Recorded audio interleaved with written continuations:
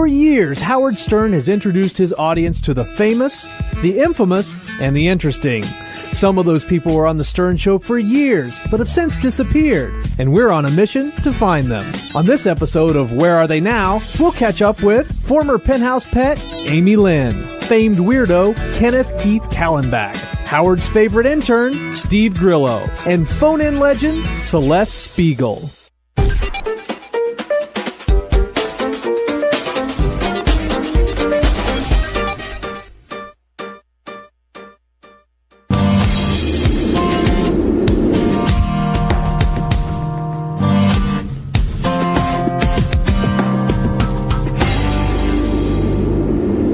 My name's Kenneth Keith Kallenbach.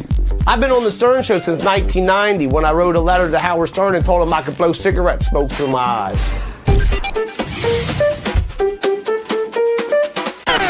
Oh, here comes Kenneth Keith Kallenbach and his mother, and he's trying to get some kind of career in show business started. Yes, now you say there's an audition tape? Yeah, well, first he tried a career in stand-up comedy, but that's not going too well, I guess, huh? Nah, it's just, I don't know.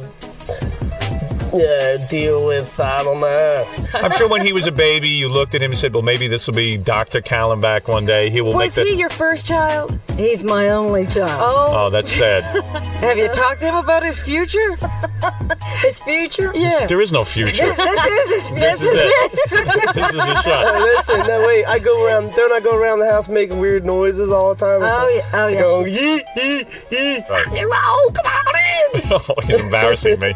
Yeah, I would describe my relationship with Howard as great, but it seems like he never wants to talk to me off the air. Like, he wants to do everything on the air. I mean, I figured maybe he would want to go out and get a couple drinks sometime, or maybe have me, my girlfriend come over and hang out with him and his girlfriend or something. Let me just look at him.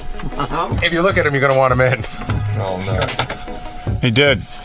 Yo, dude, what's up? What is he doing? How you doing, man? Come on in. What? I can't hear you. What?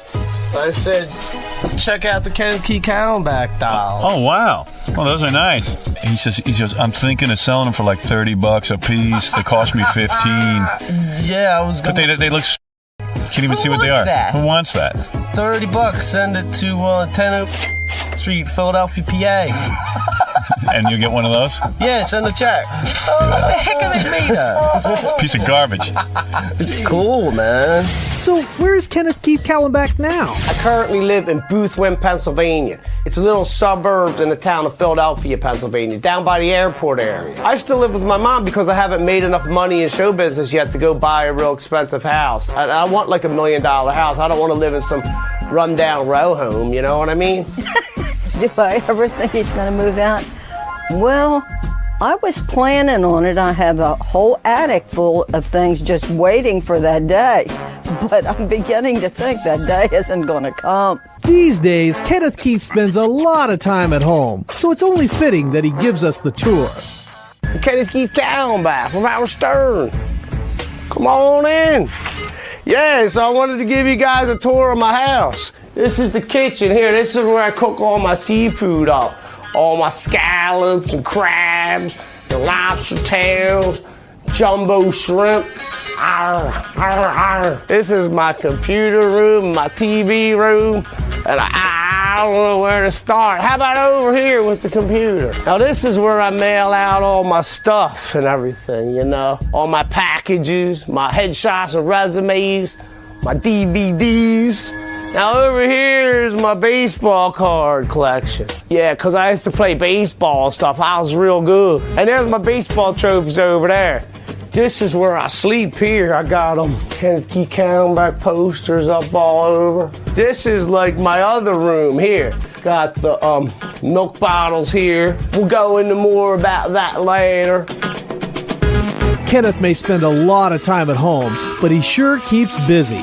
In fact, even though he's technically unemployed, he works every day trying to become famous. Rich and famous. My main goal in life is to become a famous actor, like Bruce Willis, John Travolta, Jennifer Aniston, I don't know, some of them other actors. Like make $10, $15 $15 million being a famous actor. Okay, let's see. This one's going to go to Jimmy Kimmel. So, the Jimmy Kimmel Show. I'm sending this to Rich Brown. He works over there. It's Kenneth Kallenbach from many different TV shows, movies, and commercials. I released this DVD on June 5th. It's called American Icon. This is a DVD of my sketch comedy, stand-up comedy, my band performing live on stage, many interviews with me, and much more. I want to come on your show and talk about it and appear on your show. I am very personable and very funny. The audience and home viewers would love me. This would be great. I would have great, very, very funny interactions with Jimmy. I'm sure of it. Thanks, Kenneth Kallenbach. All right, so we're printing out the Jimmy Kimmel cover letter. It looks like I got a paper jam here. I don't know what's with this thing here. This printer's not working good. All the printers I get. Kenneth isn't just counting on his good looks to get rich and famous. He's also relying on talent. Musical talent. The music's going good. I mean, I'm recording some more stuff. I just recorded a song about the Howard Stern show a few months ago. It's called Howard Stern's. It's just about the show, the Howard Stern show. It doesn't really make much sense. Just lyrics, you know. That's what comedy rock's all about. It doesn't have to make sense. Howard Stern's!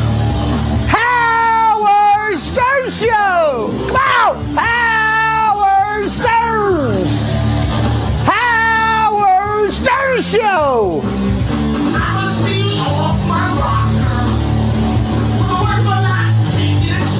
I forget the words. I know the Howard Stern part. I send you funny letters with things for me to do. I send you funny emails about me playing with poo.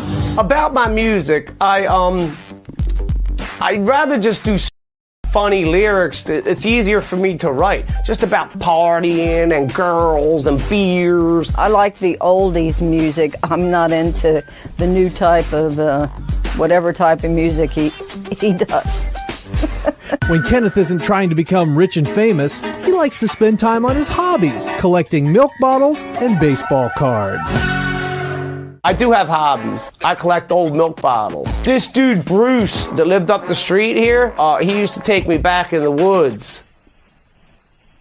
And we'd also dig for bottles when we were back there. Now, some of these bottles here are worth a lot. Ones that deal with the war and U.S. war bonds and stuff. Like, for example, this one. This is Bergdahl Dairies from Boothwyn, PA.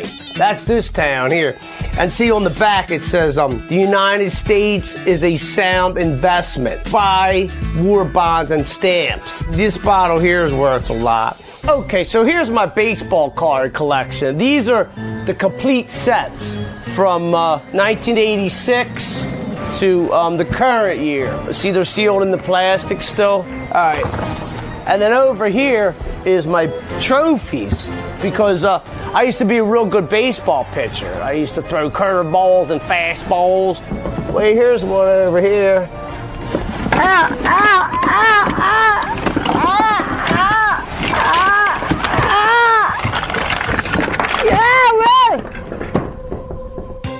Oh my God. It's weird, man. Dude, I just got attacked by my baseball trophies, man. Hey, ow. Well, ow, ow, ow. Ow, ow. Ow, that hurts, man.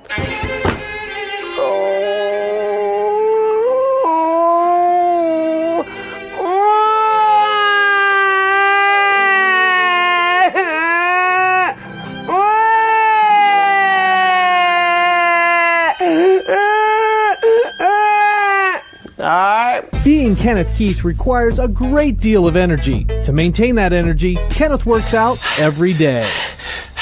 I love the exercise. I think it's very important, you know, as part of everyday life. I run on the treadmill. I want a turkey sandwich. Yeah. Ooh, ooh, ooh, ooh, ooh. Ow.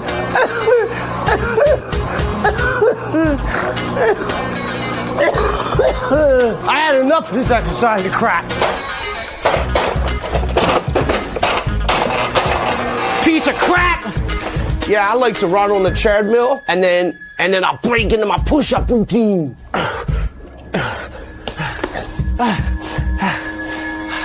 I can't do anymore, and then I'll jump into my sit-ups.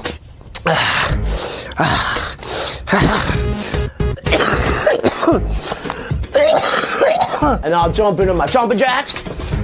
This might like turn some perverts on or something. I don't know. After I'm done exercising and I get all hot and sweaty, I have to jump in the pool.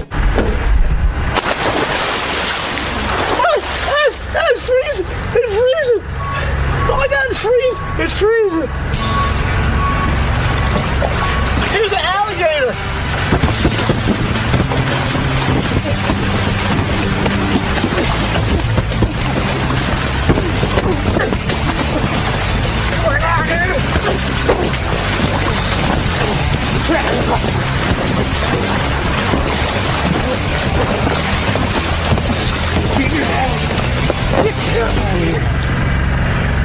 Them alligators keep coming up out of the woods, man. When Kenneth's not working or getting in shape, he's hanging out with his friends and girlfriend of 1 month, Teresa. Ken and I met at Bennigan's.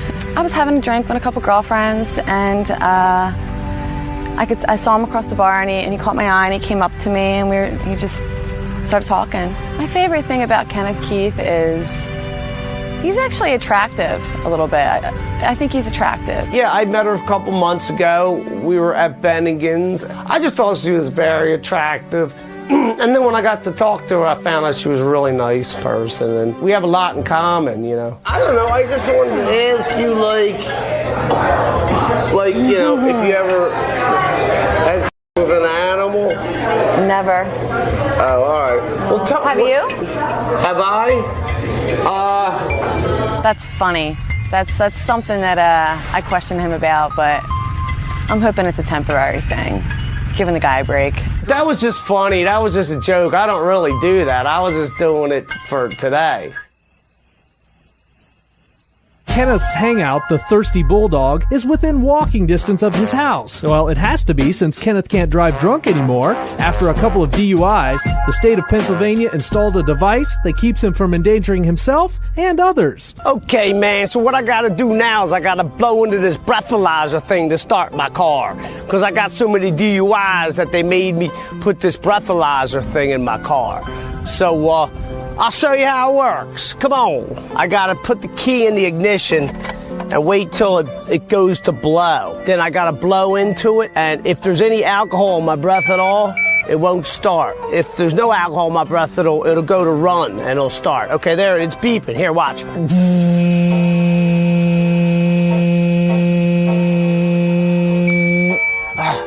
You gotta blow into it for a long time. There, it passed. It passed. All right, now look. See, it'll start now. Kenneth Keith Kallenbach hasn't changed a bit. He's still living at home with his mom, and he's still trying to get rich and famous. He doesn't plan on giving up any of his dreams.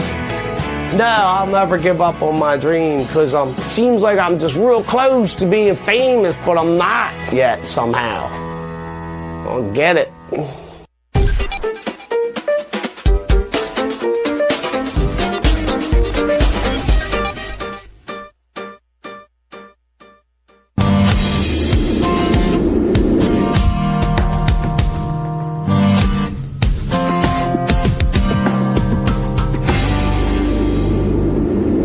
How you doing? I'm Steve Grillo.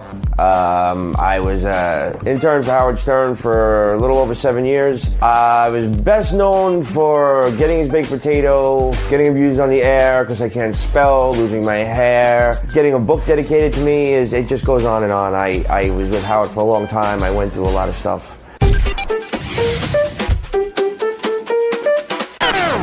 I'm going to give the first copy of my book to Steve Grillo. Read the dedication of the book. out loud, Steve, to Robin and Jackie.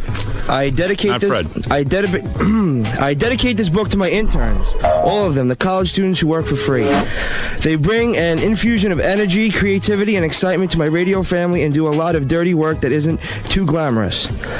They deserve a lot of credit and seldom get it. A special debit of gratitude to Steve Grillo. For the last 4 years, he has been my intern, doing every lousy, menial task for me, including getting my meals, opening the door to the building every... What are you, nervous? Yeah. What's the matter with you? Dude, this is really nice. Yeah, dude, calm down and read. For the last 4 years, he's been my intern doing every lousy, menial task for me, including getting my meals and opening the door for the building every morning for me at 5 a.m. He's never late, he never complains, and he always has a smile on his face. That was the worst mutilation of a dedication that I've ever heard. I'm sorry. A special what? A special debit? Debit? Spell the word. D-E-B-T. All right, now spell it out. Sound it out. Debt. What is that word, D-E-B-T? Debt. Debt. Debit. Wait, what college do you go to? Wow, that was, I still don't believe it really happened. You know, I was pretty blown away. I still am. You know, I never thought something like that was happening. It was just an extremely surreal moment. It's still surreal to me right now.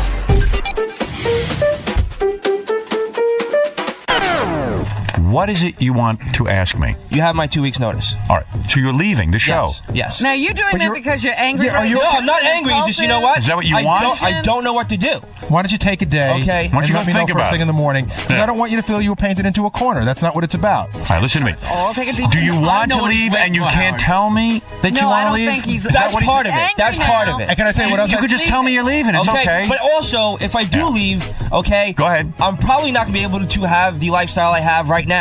Okay, so what do you want me to do about that? I'm not...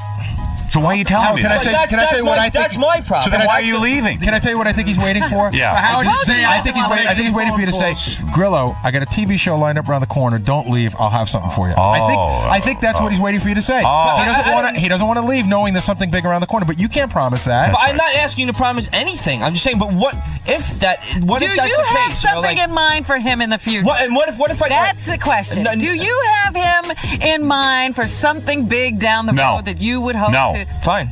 So where is Steve Grillo now? I live in Gramercy Park, one of the coolest areas in Manhattan.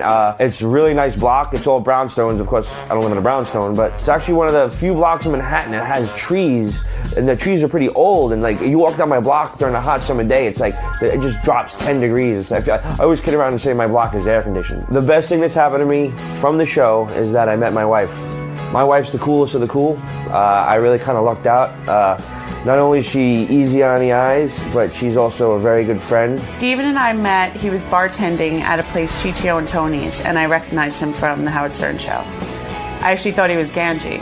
I get that a lot. I don't understand. Like, I think it's a name thing. They see my face and they go, Ganji? You know, because I guess Ganji's easier than Grillo, I guess. So I don't know. Happens a lot. Steve Grillo still has aspirations of becoming an actor. But in the meantime, Grillo keeps busy working all over New York City.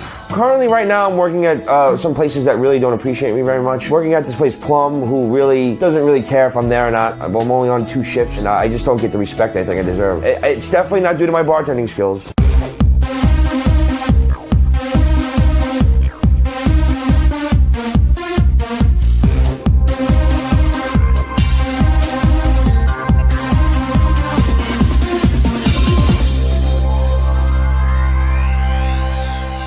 Tonight at Plum is one of my favorite nights to work. Monday nights is oriented, I guess, and I call them my Monday night boyfriends. There's this one guy, I'd call him Matty Matt. Typical, good-looking, skinny model guy, kind of. I have a lot of fun with him. He's a young kid, and he just got drafted, I guess you will. I guess in the model world to go to, I guess, Milan or someplace overseas, Spain. I think it's Milan. That's the first place you go when you're modeling and get your feet wet. New York City is an expensive place to live, so Grillo picks up shifts at Mr. Big's Bar and Grill to help pay the bills. The discount food helps too. Mr. Big's is a bar that I work at on the west side. It's an old Westies chop shop. A lot of bodies are chopped up in that basement. Chop. Look who's here. Look who's here. What's going on? The other night. What night? Supposed to work, you know, you didn't even show up. You know where he was in Vegas? Oh, yeah. Oh, I didn't tell anybody. I snuck out the door. He sneaks out, he goes in, he comes in. Listen, next Wednesday I'll make it up to you. I swear to God, I'll bring a ton of people. All right. How many people? How many people? Come on. Is Brenda here? I'm She's been waiting for you. She's actually here before me. She's here before you. Brenda has zero shame. There's nobody in the world like Brenda. She's got a heart of gold, but she's also sort of got a black cloud that hangs over where she can't seem to brush it away. It just follows her around. She just has one misfortune after another. She really does keep a stiff upper lip and keeps her chin up and always looks positive. And why are you not, like, talking to me and responding to me when I have so many things I want you to do? Because you're like the Phantom Menace. No one can find you. It's not true. It's not true. Yeah. Okay. Want to see how many phones I have right now? I have about 5 phones. You have 5 phones. I don't understand. Mine's a big deal. Mention anything I have in there. Yeah, I know, but that's where your life is. You're big. Why do you have 2 phones? Because this one sucks and it goes off all the time. And people think I'm hanging up on them and they get mad at me. And I would never not answer the phone. I have the backup prepaid phone that is not my name for the shady characters. My friends, I have such a large array of friends. You know, it's not about what race or color you are. It's about who you are. But what are you doing now, right now, with everything? Nothing. I'm chilling out, working at several different places. Working at this place. And when are you gonna take my crack almanac to show it to people? How to go from me back to you really quick? Like, no, because you said barely got half a sentence out, and all of a sudden back to Brenda. I'm just starting to get back involved with Howard. So, you know, before it was hard because I really had no in, and now I have an in because I'm, trying to get my own show. I was on a couple weeks ago, so I can bring him up the crack almanac. I don't know how far he's gonna get through it. Grillo has many friends. Some are weird, some are talented, and some are even famous. Since leaving the show, Grillo has had extensive tattoo work. His friend and world-renowned tattoo artist Needles is working on his newest piece. One of my typical days could be I get tattooed a lot. Needles not only is my tattoo artist, he's become one of my very close dear friends. He is, to me, one of the top tattoo artists in the country. Right now, Needles is working on my back. I just hate, like, every time you see someone that doesn't have a tattoo, it's like, does it hurt? Yeah, it hurts, man. It hurts a lot. Some people like to go golfing. I like to sit in a chair and get my back torn apart. Steven's newest tattoo from Needles is his whole back, and I can't even describe what it is. They're called Onis. They're Japanese demons. My thinking is, like, if I want someone to watch my back for me, I'd rather have 2 demons watching my back because they'd see trouble before I would. Trouble seems trouble coming. So now my back piece is evolving into one giant Oni with the 2 other Onis on the clouds. So my whole back's going to be an Oni, which is basically a Japanese demon. To accessorize his tattoos and to enhance his look, Grillo has had his friend Alfie design him custom jewelry.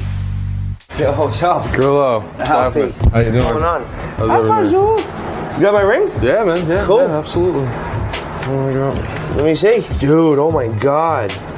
Wow. Came out nice, sir.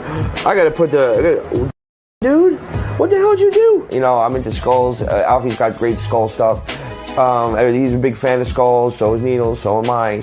And silver, I don't like gold jewelry. Everything's just silver. I got this chain from Alfie. I got this skull. Jewelry and tattoos aren't the only thing Grillo collects. He also collects toys. In fact, he has a whole room in his tiny apartment dedicated to them. Oh, this is my cat Scratchy, by the way. Come here. Come here. Hi. This is my Boba Fett tribute. This is one and only unique. Nobody has this ever because someone made it and my friend bought it off eBay for me. It is a Homer Simpson Stormtrooper. Star Wars comic #1, signed by Mark Hamill. The original release of the trilogy. The original. This is the first one that Lucas ever released before he started raping his fans. This is the first one, signed by Mark Hamill. Of course, here's R2. Can't go wrong with R2. I'm a kid at heart. I'm a Star Wars geek. And one of the biggest thrills of my life was to meet Mark Hamill. After that, I don't care who I meet, really. Like most Star Wars geeks, Grillo has bad teeth. Well, one bad tooth. On a recent appearance on The Stern Show, Howard said, "Are you missing a tooth now?" No. Let me see. Smile. All right. Okay. They're all still there, nice and strong. All right. This caused Grillo some anxiety, so he called his friend Dr. Bob at Tooth Savers and scheduled a consultation. Tooth Savers they're very family-oriented. They cater to people that don't necessarily have a lot of money. It's tough without health insurance, and Tooth Savers is there for people that, don't have health insurance. Mr. Steven? Yeah. Hi, my friend. Oh, what's up, Willie? How are you? Nice to meet you again. All right. Okay, you have What's an going appointment on? today? All right. Mr. Bob, how are you? Good. Long time no see. Yeah, I know. It's a problem. That's why I'm here. Long time, Steven. I don't know. No, I apologize. I just came from lunch. I didn't brush. You didn't brush? Well, all right, then I'll apologize. I just cleaned the toilets. Oh, that's so we're great. even. Did you wash your hands? Did you brush your teeth? No. Oh, well, I don't know if I did either then. Let's take a look, see what you got, Steven. Lots of problems. Yeah, I was on Howard the other day. He made fun of my snaggletooth over here. Well, you tell him you have a snaggletooth, but it looks good. What we can do in the front, if you wanted, we can do a crown similar to that over here. So Howard won't say you have a snaggletooth anymore.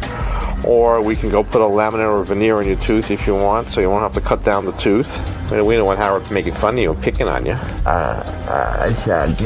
But of course, you know, if you don't clean better, then they'll just get loose, flop, fall out. They don't make fun of you. Oh, let's look what we got here, Steven. Grungy. Steve Grillo's been on quite a journey, both on and off the Stern Show, and he's not finished yet. Steve's determined to make a name for himself as a working actor. My goal for the future is to get my ass on Sirius right now and have my own show, which I'm looking forward to. I'm waiting for Tim Sabian to call right now. I like to start out there and kind of like get my name back out there. I like to, you know, work that connection from the radio show into more acting work. I love it. I love that Steve goes out and auditions and hustles and doesn't give up. I think it's great. I want to be knee-deep in movies and radio and TV as much as I can.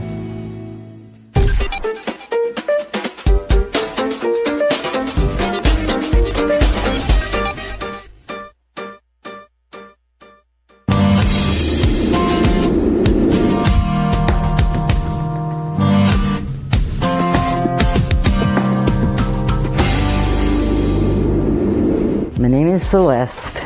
I called in Howard's show in 1986, I believe. And they were having some kind of contest, and I said to him, he thought I was a guy, and I said, no, I'm not a guy. I'm just a girl who has an early morning voice. And he said, so you want to join, you want to be in the contest? And I said, yeah. And he said, so what can you do? I said, I give great. All right, very good. And also, I see at the table Celeste, who is the world's biggest Howard Stern fan. Let's talk about Celeste. What's the matter with her? Celeste raised quite a ruckus to get here. What do you mean? We weren't going to invite a lot of people, Right. you know, of the Whack Pack. Yeah. So Celeste called during the beginning of the week, and I told her that I wasn't inviting that many people, so she cried. Yeah, and Then she's she a pest. yelled. Yeah. Then she called. She called the FCC. She called General Manager Tom Chisano. Yeah. Then she called, I believe, the owner of our company. But finally, yesterday, I relented after she called Don Buchwald. Oh, you're kidding. Celeste, why can't you Howard, accept that we don't want you at the show? Howard, I love you. I Yeah. can't miss this. I look forward to it all year long. I am your biggest fan. Well, you have cancer, right? Huh? You have cancer. Yeah. So chances are you won't even be here next year, right? Maybe not. So all right, so That's give her the one. only way we're going to get her off the guest It's list. the only way we're going to get rid of this woman is if the cancer takes her. Just in case I am, I should be invited. What kind of cancer is Just in this that case allows you it's to? the last year. What kind of cancer is this that allows you to live such a healthy lifestyle? I get you so fat. I don't know. I don't know, but all I know is cancer's supposed Fat to as a horse. emaciate you. She keeps coming here fatter and stronger than ever. I don't understand it. It's amazing. I But- know. I can't believe it either. I keep asking, what kind of cancer do I have getting so fat like I am? I never thought we'd have to look at Celeste on the birthday show because I figured she'd be gone by now. she's been They tell me there. that my blood work is all very, very normal and very, very good. Is that right? That's the only thing normal about me, Howard. Well, if you Gary, did you make her promise to die this year if you let her in? No, I won't. I make a All promise right. that if I die this year, I won't be at your birthday party next year. All right, She'll very find a good. way. Yeah, I know. She'll call us from the grave. They'll push a casket in. So where is Celeste now? I currently live in Vero Beach, Florida. It could be nice, I guess, if I drove and worked, but I don't, so it's boring. So I don't get to go anywhere except doctors. Older people go to doctors because they have nothing else to do. I feel really good when I get out. I feel really when I have to stay in all the time. So I decided just not to stay in all the time. I've decided to go out. I don't care if I have to go down the road to get an ice cream sundae, which I really don't need. It's better to get out than to go. P.S. The weather down here sucks. At the age of 23, Celeste suffered a brain injury following a horrible car accident. The On collision left her with a degenerative leg disorder, rendering her to a wheelchair for the rest of her life. I hate having no teeth. It makes me feel so southern. My ride is here. Community coach is here to pick me up to take me to the dentist. I have to be out there on time because I wasn't ready last time, and I called them like 3 minutes before he was supposed to get here and made up a story because they ban you if you miss 3 times. I'm ready. Oh, I forgot to brush my teeth. Where are you going, the dentist? I know, but You work for his living. All right, that's true. Just go very slow. I can't go to any slower. This is the slowest I go. Once she was all strapped in, Celeste traveled to her dentist's office, which happens to be at the mall. But when she got there, she was refused treatment because she couldn't pay the $1,200 they requested. Still no teeth. Dirty bastards won't do it until I give $1,200. Don't let me forget to give you $2. Don't let me forget to give you $2. I'll probably forget because I have to pee really bad. Okay. And I didn't want to pee at the dentist because they... Slowly. Dentist pissed me off too much. I went to the dentist today to get my teeth all pulled and replaced. When I got there, they told me I had to give them $1,219 or I couldn't even go in. I hate them. I think that stinks. I don't have a lot of money. You know, I get pension and I get disability. So where the do they think I'm going to come up with $1,200 right out of the blue? Okay, here we are. You know, I've got pride to walk around like this. First of all, I'm way too fat. Second of all, I got no teeth. It's upsetting because I don't, you don't come out, you don't have money, you can't have teeth, and that's really George Bush is an because George Bush has teeth.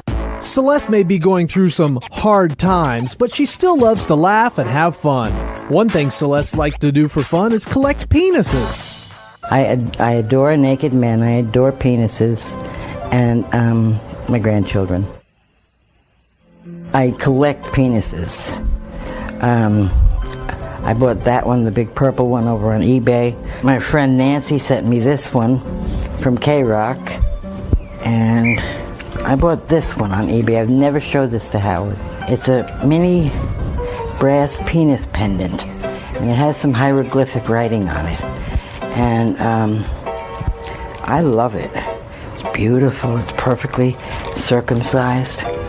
And when I had a little baby staying with me in New York at one of my houses, and she took it one time and she just went, and her mother and father rushed over and said, "Get that out of her mouth!" You know, like it's a real penis. Celeste might love penises, but not as much as she loves Howard Stern. Howard was, and still is, a huge part of Celeste's life. Howard once called me the world's biggest Howard Stern fan. I've gotten a lot bigger.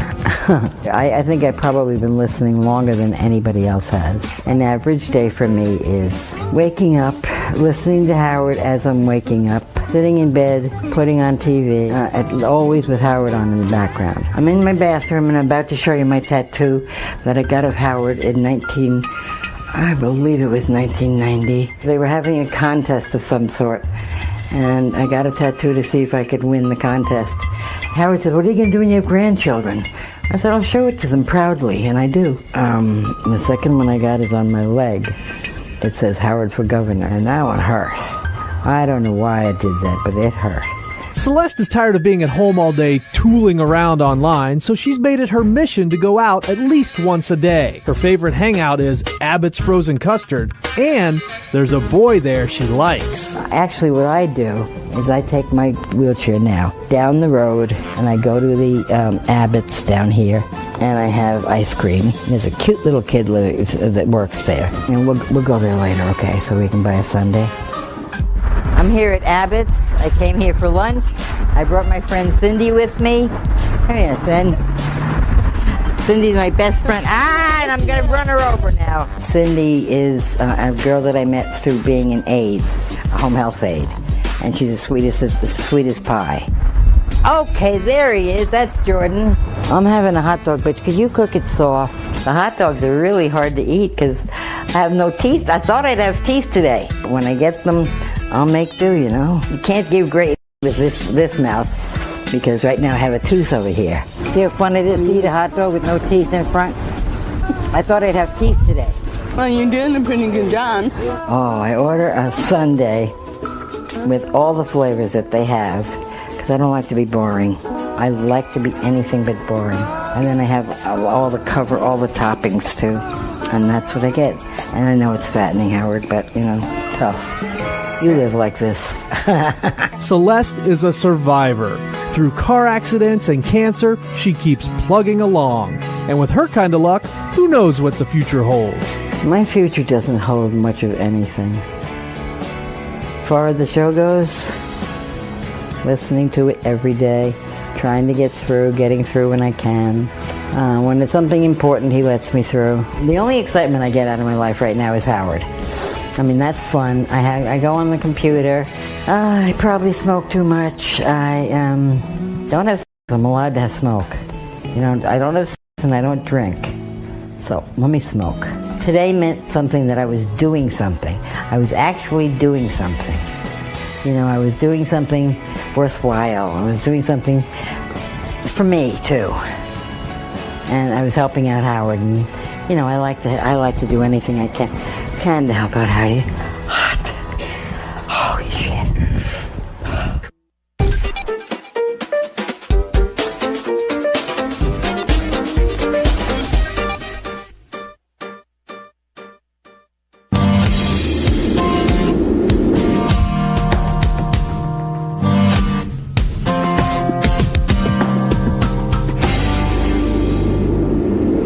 My name is Amy Lynn, and on the Stern Show, I am known for just doing some great radio with Howard back in the 90s.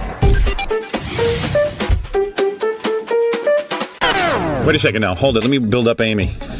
She just did something so cool. What'd you do? Adjusted her breast? No, I always look at her when she comes in. Listen, she's a woman, I'm a guy. Right. So I noticed, No, you're an ape and she's a gorgeous penthouse model. So I noticed she was wearing a bra, and then I noticed that she's not wearing one now. Right. She took a bra off for you. So now we're going to pretend that my wife is dead. And this is your new wife. And this is my wife. Amy and I have been married 2 weeks. So you're newlyweds. We're newlyweds. You ready? Yeah. Howard, your wife's here. Oh, great. My piece of wife? You would dump your boyfriend and marry me. Oh, in a minute. Oh, can I rub your back with oil? Yeah, do you have some? Gary, get me some oil, quick, you. I'd make such good love to you, because you know I brought the oil. Gary's the man. Get over here, I'll rub some in. Oh, baby. Oh, babe. How's that feel good? Feels great. How am I doing? Am I doing good? Doing great. Am I a good boyfriend? She hasn't gotten up. She has not gotten up. We both flirted with each other. I mean, it was just fun. No holds barred. I would do anything for him. He would just fall on me and flirt with me, and it was just great.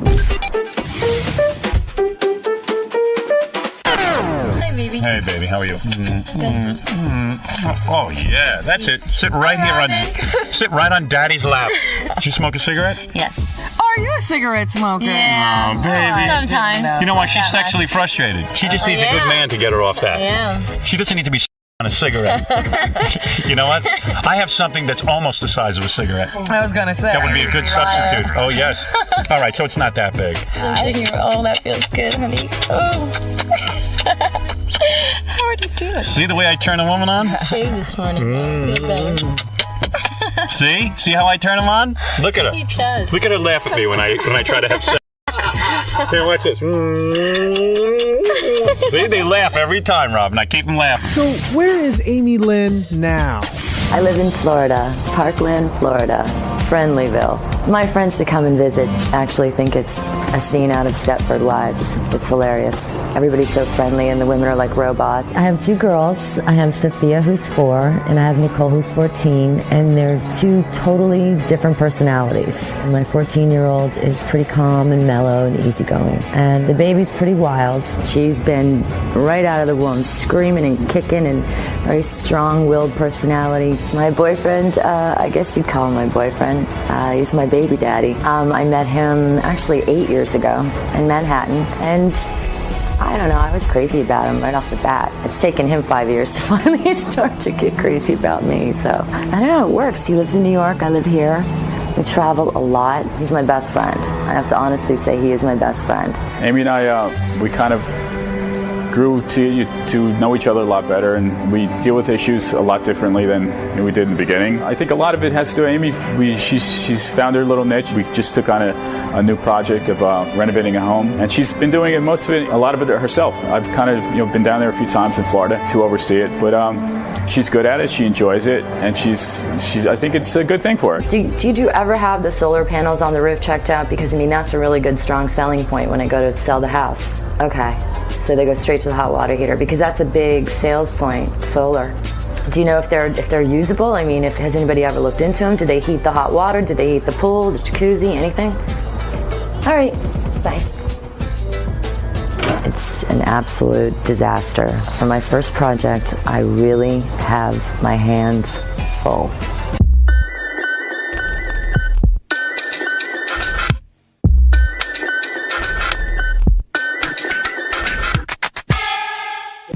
Okay, so far in this room, I have taken down the mirrors from the 80s.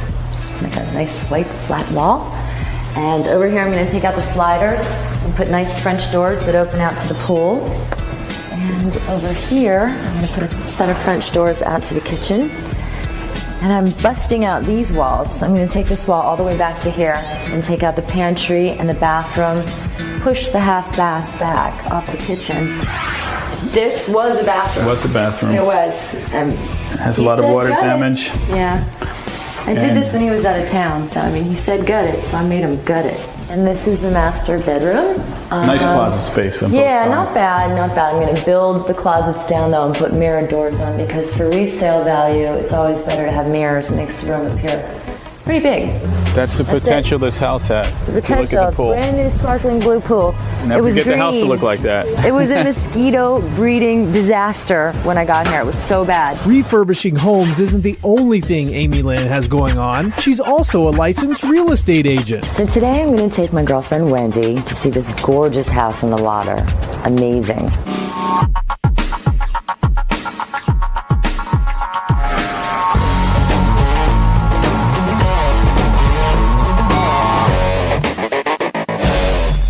Wendy is one of my suburbia mom friends out here. Our children go to school together. She has a teenage son. I have a teenage daughter. And my daughter's like, Mom, you need to make friends. You need to make suburbia mom friends. Not that I had any other friends. I'm telling you, I'm a loner. I have my boyfriend, and that's all I need. And I've had a hard time trusting women over the years. And Wendy's cool. I actually trust her. She's looking for a 3-bedroom, 3-bath. This one has 4 on the water with a boat dock. So here we go. This house is beautiful. Yeah. Nice refrigerator. All brand new appliances. Refrigerator. Nice cherry wood. It's a nice guest room. Very nice Nice feminine. size. Wow, gorgeous bedroom. What a beautiful bathroom. It's nice and open. Oh, this is beautiful. Great. Seating out on the dock. A lot of people actually rent out the dock space on the other side of their boat.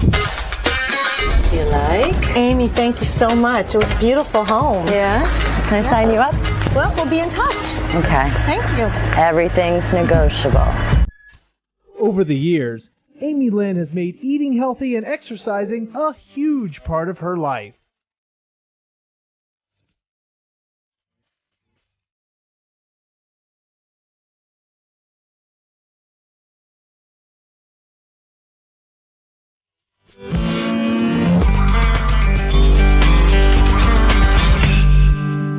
My workouts are tough. With Tom, he kicks my ass.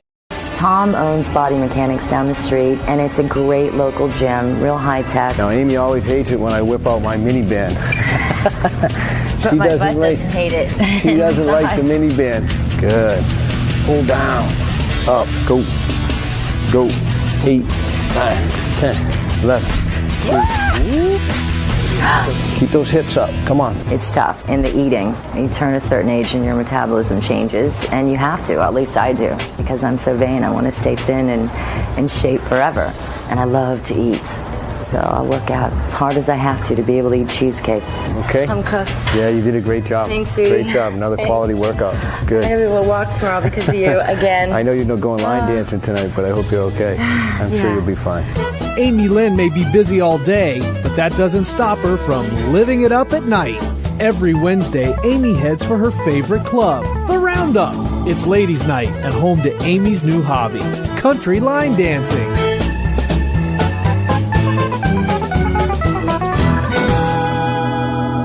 As far as my mom's country line dancing, I think it's really funny, and I think she's kind of nerdy for doing it, but whatever floats her boat. I never in a million years thought I would be into country. When they asked me, what kind of music do you like? I would say everything except country. It's my favorite place to go on a Wednesday night.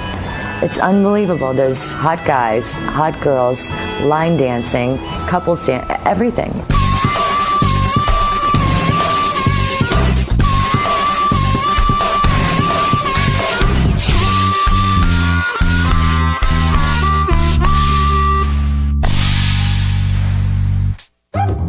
Amy may live in Florida, but she splits her time living all over America in one of the many homes she shares with her baby daddy, Jerry.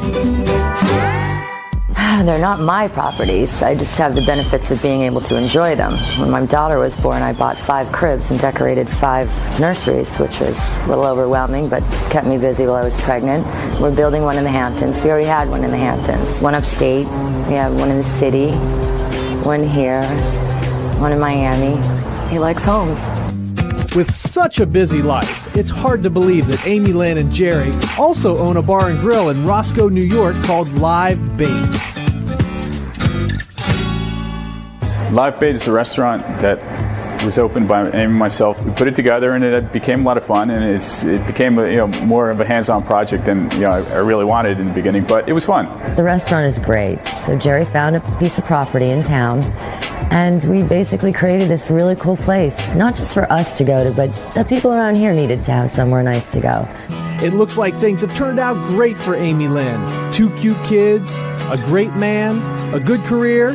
Got any final words, Amy? Hi, Howard. Hi, everyone. I miss you. Seriously, from the bottom of my heart, you guys have been an amazing part of my life.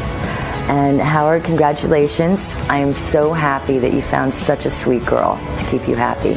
She seems amazing, and I wish you nothing but the best. And I hope to see you guys all soon. Bye.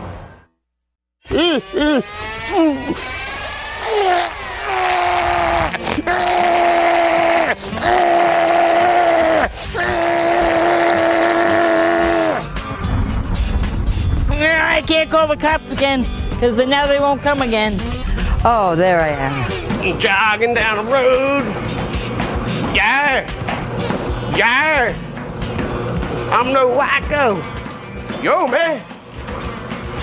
Who wants to see my... I said I told him I gave great head. He said, do you? I've been told I do, yeah. And there are certain things you have to remember, like breathing through your nose, and I learned that from Linda Lovelace. And just different things. I'm thinking about it is making me horny. I can't. I can't do it.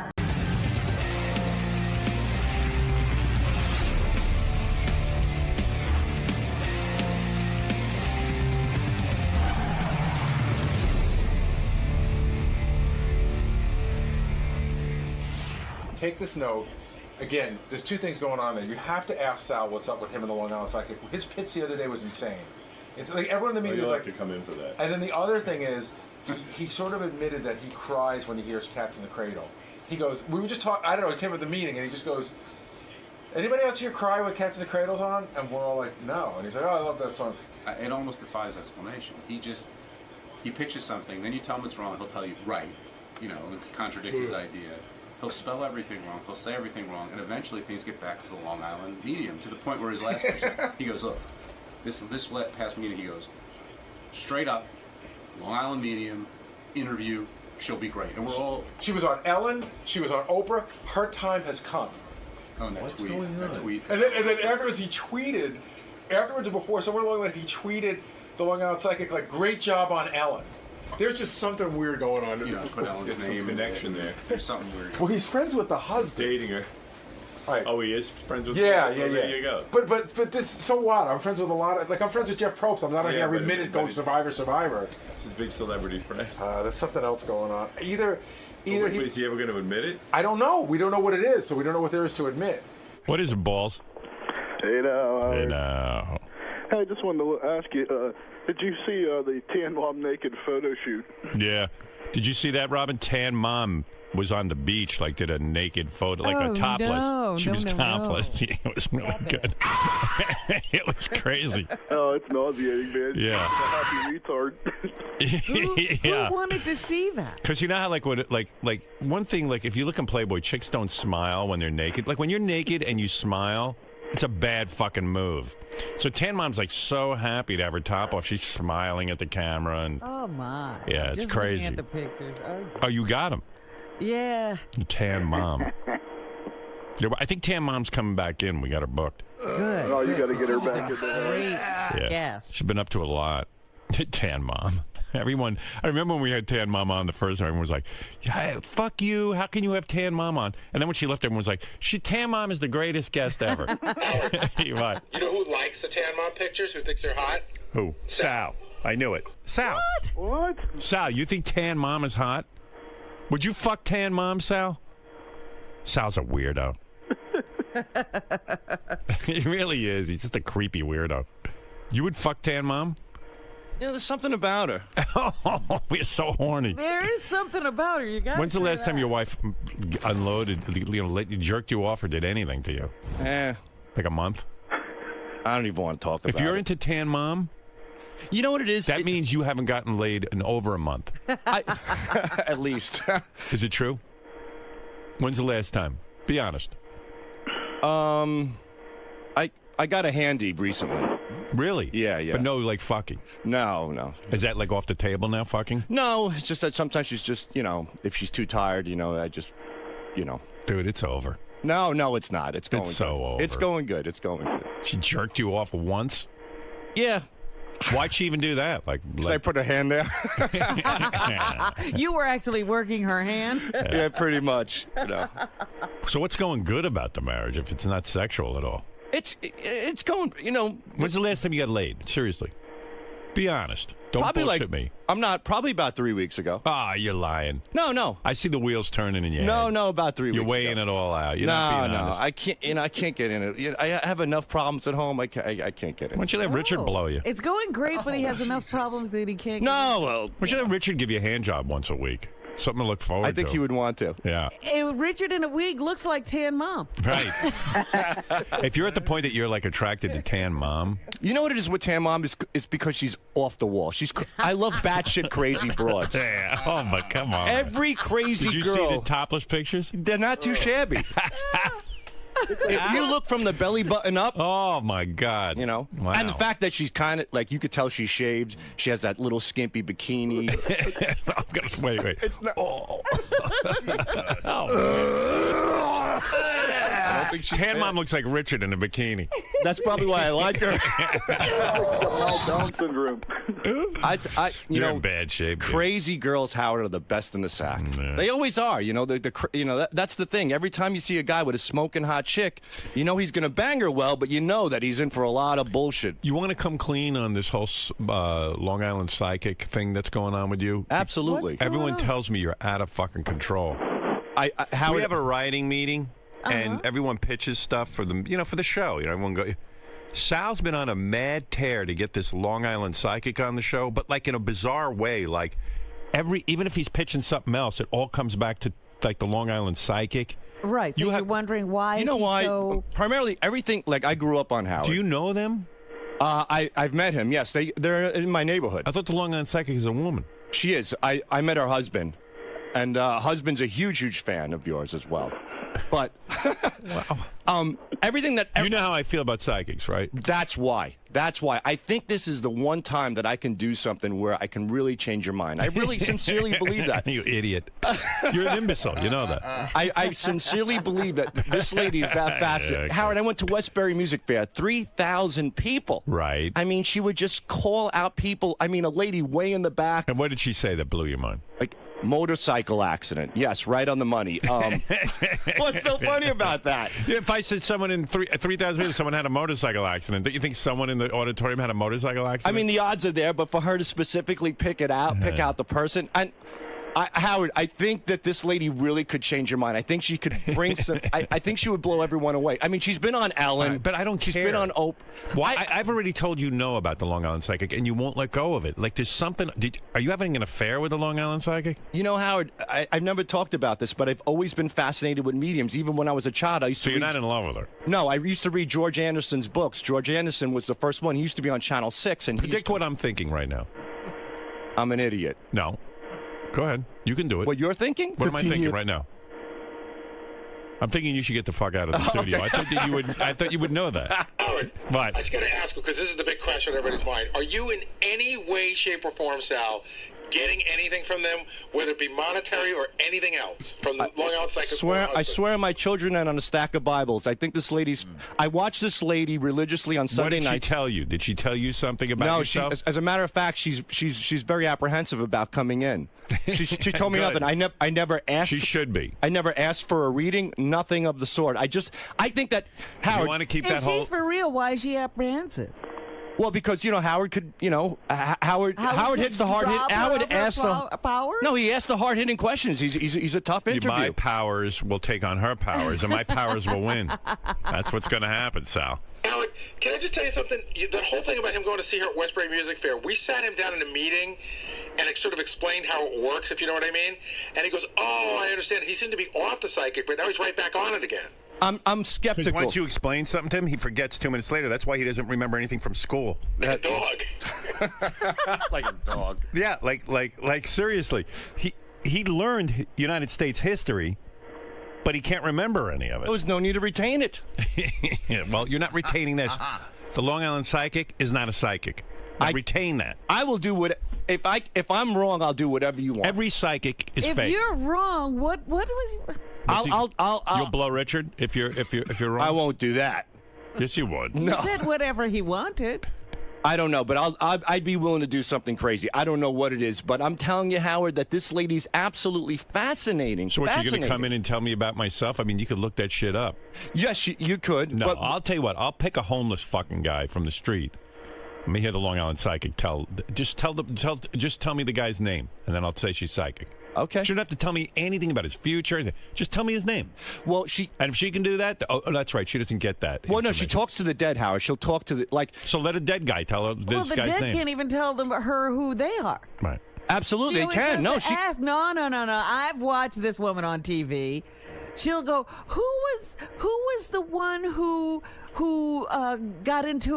died suddenly? And then the person tells her who it is. Right, of course. No, it doesn't work. Benji was a phone psychic, enough said. Okay, he was. He made a lot of money doing it. Really? Yeah, you never heard that story? No, I never knew that. So? All right. What is it, Gary? What the fuck is with Sal and this psychic thing? Howard, I think she's a fascinating person. Will spoke to her because we were thinking about having her on at one point. The first thing is, we can't just bring people in. You know what I'm saying? For her to read, you mean? Yeah, we can't bring people in for her to read. There's rules. But yeah, because you know what? You pick up different vibes from different people. And she absolutely needed 45 minutes alone, completely alone, no cameras with the people. With the people. Yeah. What do you make of that, Sal? That's interesting. This is where we left him 2 months ago. Right. We told him this, and he goes, wow. We're not interested in leaving people alone with the Long Island Psychic for 45 minutes. I'm with you on that. And I when want a cold read. I would love. I mean, look, Sal, look at me. You cold worship read. me. I agree. You worship me. Cold. Right? I'm on your page. You worship me. I'm on the same page. If you would just listen to me about everything, your life would go a lot smoother. And I listen to you about 99% Give your brain of the over to time. me. Your brain's not working well. Why would you listen 99% of the time? Because I think I can. What's the 1% on your own that you think you're doing well? Right? That's a great question. The 1% is the shitty area that you get into. That 1% is destroying your life. When you listen to your boss, everything's fine. It really is. Yeah. But Howard, I think she's a fascinating guest. All right. Sal, look at me. She's never coming in here. We're not interested in putting her in a room for 45 minutes with people. Right. It's never going to happen, and you should give up on it. And I will. But if she's listening and she would be willing to omit that 45-minute pre-interview, could she possibly come in? If she's willing to admit that. Omit it? Omit it. Omit. O-M-I-T. Omit. I'm admitting bullshit. But here's a point. Here's a point, Howard. M-O-U-S-E. Okay, so you've told him that she's not coming on the show. Right. That will not deter him in any way from on a personal level. Because, he tweeted about her the other day. He tweeted. It was so weird. It was like, hey, Long Island Psychic, great job on Ellen. Yeah, I watched her. So why are you tweeting it? Like, why are you promoting her so much? I really sincerely enjoy her. The same way you would promote something from Rolling Stone, for example. I don't tweet much. I don't have many interests. I have the Long Island Medium. Yeah, I mean, holy mackerel! You got to see me. I was embarrassed at Westbury. I had like a box of tissues on my lap. You were crying? Yeah, I had to wrap tissues around my fingers because I was so embarrassed. So I would make these finger cots and just dab my eyes constantly. Because you were crying with the Long Island Psychic? I was crying, yeah. What did she say that made you cry? This stuff she said, how would just blow you away. I mean, there's a lady in the front row, and she said, your son passed away, and you just put a card on his tombstone, and the lady almost passed out, and I just lost it. I'm like, wow, this is pretty... I always wondered who bought that stuff, and now I know. Now you know. Sal. By the way, in the writing meeting the other day, he also told us that the song Cats in the Cradle makes him cry. So he cries a lot. Cats in the Cradle? Well, having 3 kids and, playing ball, and you don't have time for your children. And then that's a different... Isn't it, I'm gonna be like you, Dad? That's the one you cry in other words, that's the one, Cats in the Cradle. But is that Cats in the Cradle? Yeah, but you're a good father, so why are you crying? I'm a good father because the way I grew up, I mean... I don't get along well with my dad, and I don't want my children not to. I don't blame your dad. Who could fucking tolerate you? Thank you. Honestly. Well, no, I don't your dad decided to have a kid. He didn't know it was going to be you. He was hoping for something. He had a lot more than me. He was hoping. They're all over the country. My uncle got. Are they all Are they all fans of the Long Island Psychic? I don't know. But maybe I want the psychic in here to find out if I have other siblings out there. Right. Do you think you do? Yeah, I do. I met one of my siblings in a casket. One of them died. My dad got a call one day at the pizza place, and he fainted. I thought my mother died. It was my half-brother that I never knew about. All right. Okay. Whatever. Does he have relationships with these people, these other children? Who knows? Well, they're his buddy or his uncle or some shit like that. He barely has one with Sal. Why would he pay Matt, you're them? on the... Yeah, like Sal, he claims when he doesn't have a relationship. Hey now, Howard. Yeah. Sal. Yes. You're an imbecile. Anyone over the age of 10 knows psychics aren't real. You know what we ought to do? Houdini proved it years ago. Yes. I told you about that. Yeah, with the whole... He had a secret word he gave his wife. Yep. So she'd go from psychic to medium to medium. She'd sit there and say, okay. She goes, I'm talking to your husband right now. And then say, okay, what's the password? And they go, what? The password that my husband gave me. Right. He said he wanted to prove whether or not they were psychics. They go, well, he's not talking about that. Right. Somehow he doesn't want to talk about it. He didn't want to talk about that. But you see, a puff of smoke will appear, and that's your husband. Hey, there are frauds in every vicinity, in every form. There are frauds, but there are also. I think this lady is the only one because I've heard you say this your whole life that they are frauds, that they're charlatans. These why people. are you thinking again? I don't know. See, when he thinks, and that 1% overrides the 99%. That's what I'm telling you. Yeah. Yeah, I'm telling you that it's higher than 1% when he thinks for himself. Well, I'm not good at math. You're probably right. All right, now all right, goodbye. Sal. Yeah. Does this officially mark the end of your pitching of the Long Island medium? No. What keeps you so captivated about her craft? I think she's a fascinating person. I think what she does really would surprise and shock a lot of people. It's just one of those things. You're a skeptical guy, though. You call bullshit on a lot of things. Yeah, absolutely. Why does this get a pass? What makes this so magnificent? I think it's worth exploring. It could be bullshit. I doubt it is, but I just think it's worth exploring. I think this is, if there's anybody out there that could perhaps change Howard's mind, this would be the only person. That's primarily it. Knowing her husband, have you ever... Well, I know her husband through...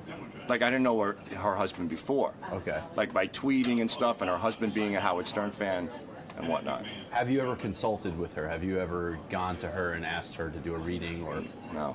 If that were the case, what are you hoping to find out? Do you have any interest in your own personal life of maybe using her skills and finding out some information that you never got to find out? Probably my half-brother, who I never knew, who passed away on me. It was my dad had an affair before he married my mom, and he had a kid, and that person kill themselves. So I was always curious about that. What happened there? You know, that's one of my big curiosities. Being a skeptical person, do you have any assumptions about how she does it, how she's able to connect, or do you think she... Is there a possibility that she has psychic powers, in your opinion? I think the way she operates, I've never seen it before. I've seen a lot of mediums. There are a lot of skeptics out there. There are a lot of go-to questions. I primarily know the fundamentals and how it works and how some people can get away with it. But based on how she specifically can pinpoint things, makes me really curious about her. That's what makes her stand out, that she's exceptional to this.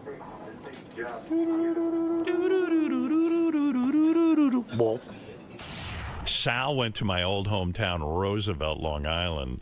Oh, yeah? Which I can't even believe. And he stopped off on his way home and did some interviews with people, and like trying to ask him, hey, did you know Howard Stern grew up here? They don't even want to know about that. Nobody wanted you? The black folks in Roosevelt did not want to hear about it. Hey, Sal, was it freaky when you were there, or what?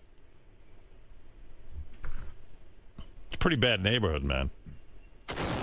I grew up in Bayshore. You got me beat tenfold. Yeah, I know. Well, I got everyone beat. But for the most part, everybody was pretty nice. You know, we just went in front of a bodega. And bodega. I grew up in a neighborhood with a bodega. There's a guy who shows up with Italian shoes. He pulls out of his shoddy van, and you know that the lock that you use when a door doesn't work. It's just like that clip with the hook. Yeah. That's what he used to close the door on his van. So he comes out with these Italian shoes that are covered in raccoon fur, and he's trying to sell it to the Indian guy behind the counter. It was pretty wild. You mean there were actual stores in business? Somewhat. But they're all burned out, right? There was a laundromat next door, and the lady went inside the laundromat to smoke. And you can't tell anybody what the rules are. Oh, no. You will get so fucking beaten and shot. I swear to God, Howard, I had a nightmare that night. I really did. It was really, really scary. I had a nightmare every night. There was a great moment where we were in the meeting, and somebody came up with this idea, and Richard goes, well, we should go out and ask people if they want to get a statue erected in the town square. I go, town square? There's no fucking town square. The whole town is 1 square mile. There's no square anywhere. Howard, I know I said this before, but I grew up in the next town, which was not a great town. No. But that bridge to the Southern State.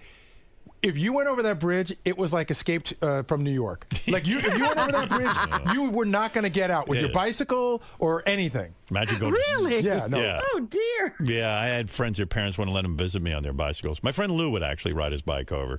He's crazy. Brave kid. Brave. I remember I'd ride my bike to Baldwin, and it was like, oh, freedom, Baldwin. I was so jealous that he lived in Baldwin in a white neighborhood. In fact, there were ways to get to other parts of Long Island, and you could go through Roosevelt, and we would take the long way around.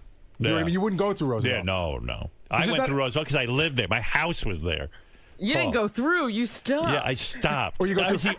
People were like, hey, wait, there's a car with white people stopping in Roosevelt. I love that out of all the places on Long Island, your mother moves you to 1 square mile, the worst square mile. She moved there. It was not bad. It wasn't? No. Yeah. Our town was just bad. It was impoverished. Yeah. And when you're the only white family, it's like no one. Everyone was like so fucked up. They wouldn't beat up white kids from all the white neighborhoods. They just beat up me because I was conveniently there. Yeah, why go? Why go anywhere else? We got a white got guy. one. Yeah, lucky me. I was that guy. The buses don't stop in the white neighborhoods. Hey, what's this bit that you're pitching at the writing meeting all the time? What? That I mean, it's disgusting. Splooge. Oh, yeah. You should pitch that. You pitch it to Rob. Tell Robin what you want to do on the air. We have a writing meeting on Thursday, and Sal gets up and pitches as everyone does. He's been pitching this same thing over and over. Well, you know the TV show Splash? Yeah. Yes. And I came up with the idea called Splooge. And what it would be is that we would line up all the guys, like in bathroom stalls. And the first guy who could drop his load the quickest wins. Who's the guy who could splooge the quickest? Where would you suggest we're going to do? I mean, like... You know what happened? One day I was... Like, I'm going to go beat off with the rest of you guys and see who can come the fastest? Yeah. And like, how Weren't you looking forward to that? Didn't you get excited when you heard that? I mean, first of all, who thinks that they want to do do that? I think it would be great. How fast do you think you could blow a load? In under 2 minutes. Under 2? Yeah, I think so. Howard, in the But meeting, that's not a tribute. in the meeting, Sal said, from just the way we were sitting, doing nothing, from flaccid to finishing, he thought he could do it in 90 seconds. Oh, my God. There's a guy who hasn't gotten laid in years. That's what I'm saying. It means you're not getting any. You think you could stand in a booth while all the guys are there, like in a stall? Not looking at the guys, right? Yeah, right. We'd all be lined up. And you're saying you could beat off to completion in 90 seconds? I think so. I think I could beat everybody. Wow. I think I could complete. I think I could. Now, where did you envision we do that? Because you know we can't do that here. It's serious. Maybe Richard's apartment. Hey, sure. I don't care. You know, to make it With harder the to raise. gerbil looking at you. Can you think of something more disgusting? To raise the stakes, maybe we should just do it side by side, everybody. It would be hard to get Can in you the ever record. come up with something sort of cerebral that we could do that where people go, hey, wow, that's really witty? Yeah, I've done that too, but you have to, you have to think outside the box. You certainly do. Yeah. And did you see Teresa Caputo was on Dr. Oz? Oh, dude, this he's hung up on the Long Island medium. Yeah. After that girl, Sylvia Brown, who is one of the most famous psychics, because that fucking moron Montel Williams would have her on all the time. And people would assume that because Montel's having her on that she knows something. Right. Did you not hear that tape that we posted on Mildred? Yes.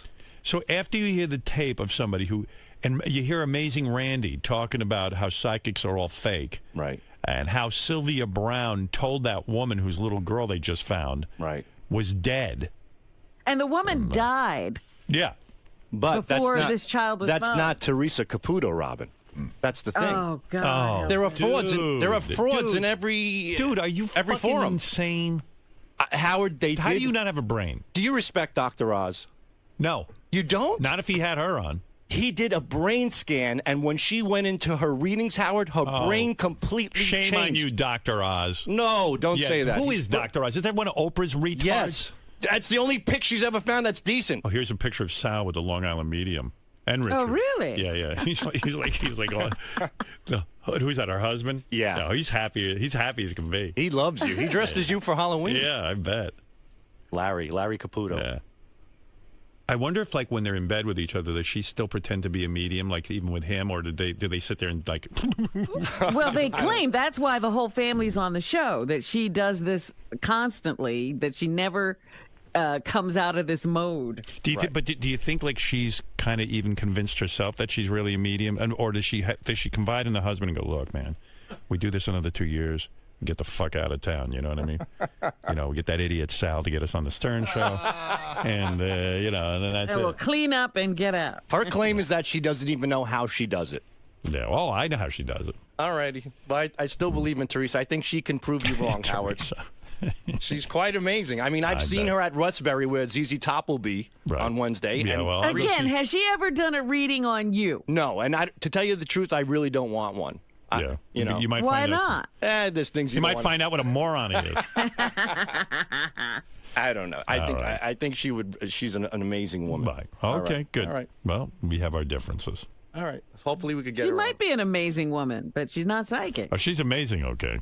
All right. All Thank right. you, Sal, with your psychic. Salvatore. Hey. How did you manage to go from a segment where Howard was proud of you to one where he's back to thinking you're a moron? In a Very matter of simple. minutes? I opened my mouth. He's proud of me when I'm not in the studio, doing my work, putting it together, playing it, praising. Then I come in, I open my mouth, and the tides turn. And I walk out being a vegetable, the biggest dupe in the world. So why continue? But still a proud employee. True. Of true. the Howard Stern Show. Why continue to fight for this woman? Why is it? It doesn't. It hardly seems worth it. She was on. Look, she was on Dr. Oz. Don't you dare laugh at that. Scientific proof. They did brain scans on her brain when she was doing these readings, and Dr. Oz himself has said, along with a neurologist that studies the human mind, who confirmed that he's never seen anything like this. But don't you? It's see a that, phenomenon. Don't you see that all these people have something to gain from being A lot on of people TV? do, yes. And it kind of cuts into their legitimacy. The fact that they're If somebody has a gift, take advantage of it if it's a gift. If somebody knows how to juggle, he joins a circus. If somebody's a great broadcaster, he joins Sirius XM. If somebody, for example, would be a great medium, they may want to take advantage of that talent as well and venture out into the entertainment industry. It doesn't make them a bad person. Yet, on the flip side, there are a lot of people who take advantage of people like Sylvia Brown, which makes it harder on people like Teresa Caputo. Why is she the real deal? Why isn't she a Sylvia Brown? Because of brain scans on a TV show? That, and from what I've witnessed it live. And again, I could be wrong, but I would love for her to sit down and show Howard and perhaps the staff what she does and perhaps change their mind on at least what her personally, is capable of doing. If in fact she's shown to be a fraud, what would that do to you? Nothing. Would you be angry with her? Would you? No, Howard's already called me an idiot and a vegetable and a dupe, so if I'm wrong, I've already taken the beating. I'm carrying the scars already. So if she were right, it would be great. But if she's wrong, it would be just another I told you so moment. Like Howard said on the air, he goes, everything goes right for you until you start thinking on your own.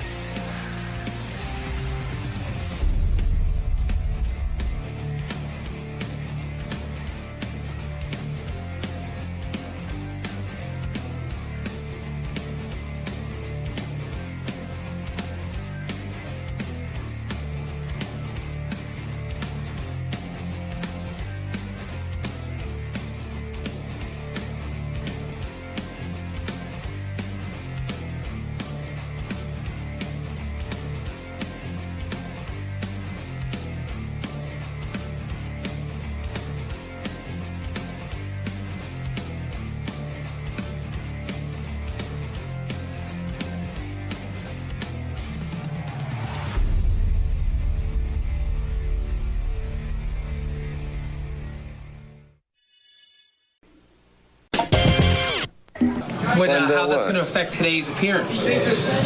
What did I just say? What'd you just say? Answer my answer. I don't remember your question. And you're not too bright, are you?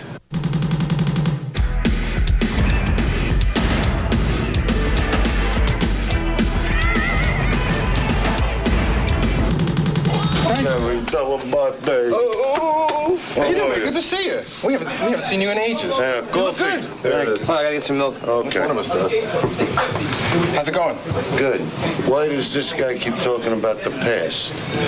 Because he's not a comedy writer and he only knows a few things that he can talk about. Not too what bright, are you asking about Jackie and stuff? I asked him one about question. Jackie. And he didn't. I didn't even ask. Just tell Jackie to get me a cup of water when I come in. Dice Clay is here. Andrew Dice Clay, star of the new TV show Hitz, which airs Tuesday nights at 9 p.m. on UPN 9, which I always thought was a black channel, Robin. But Dice is black.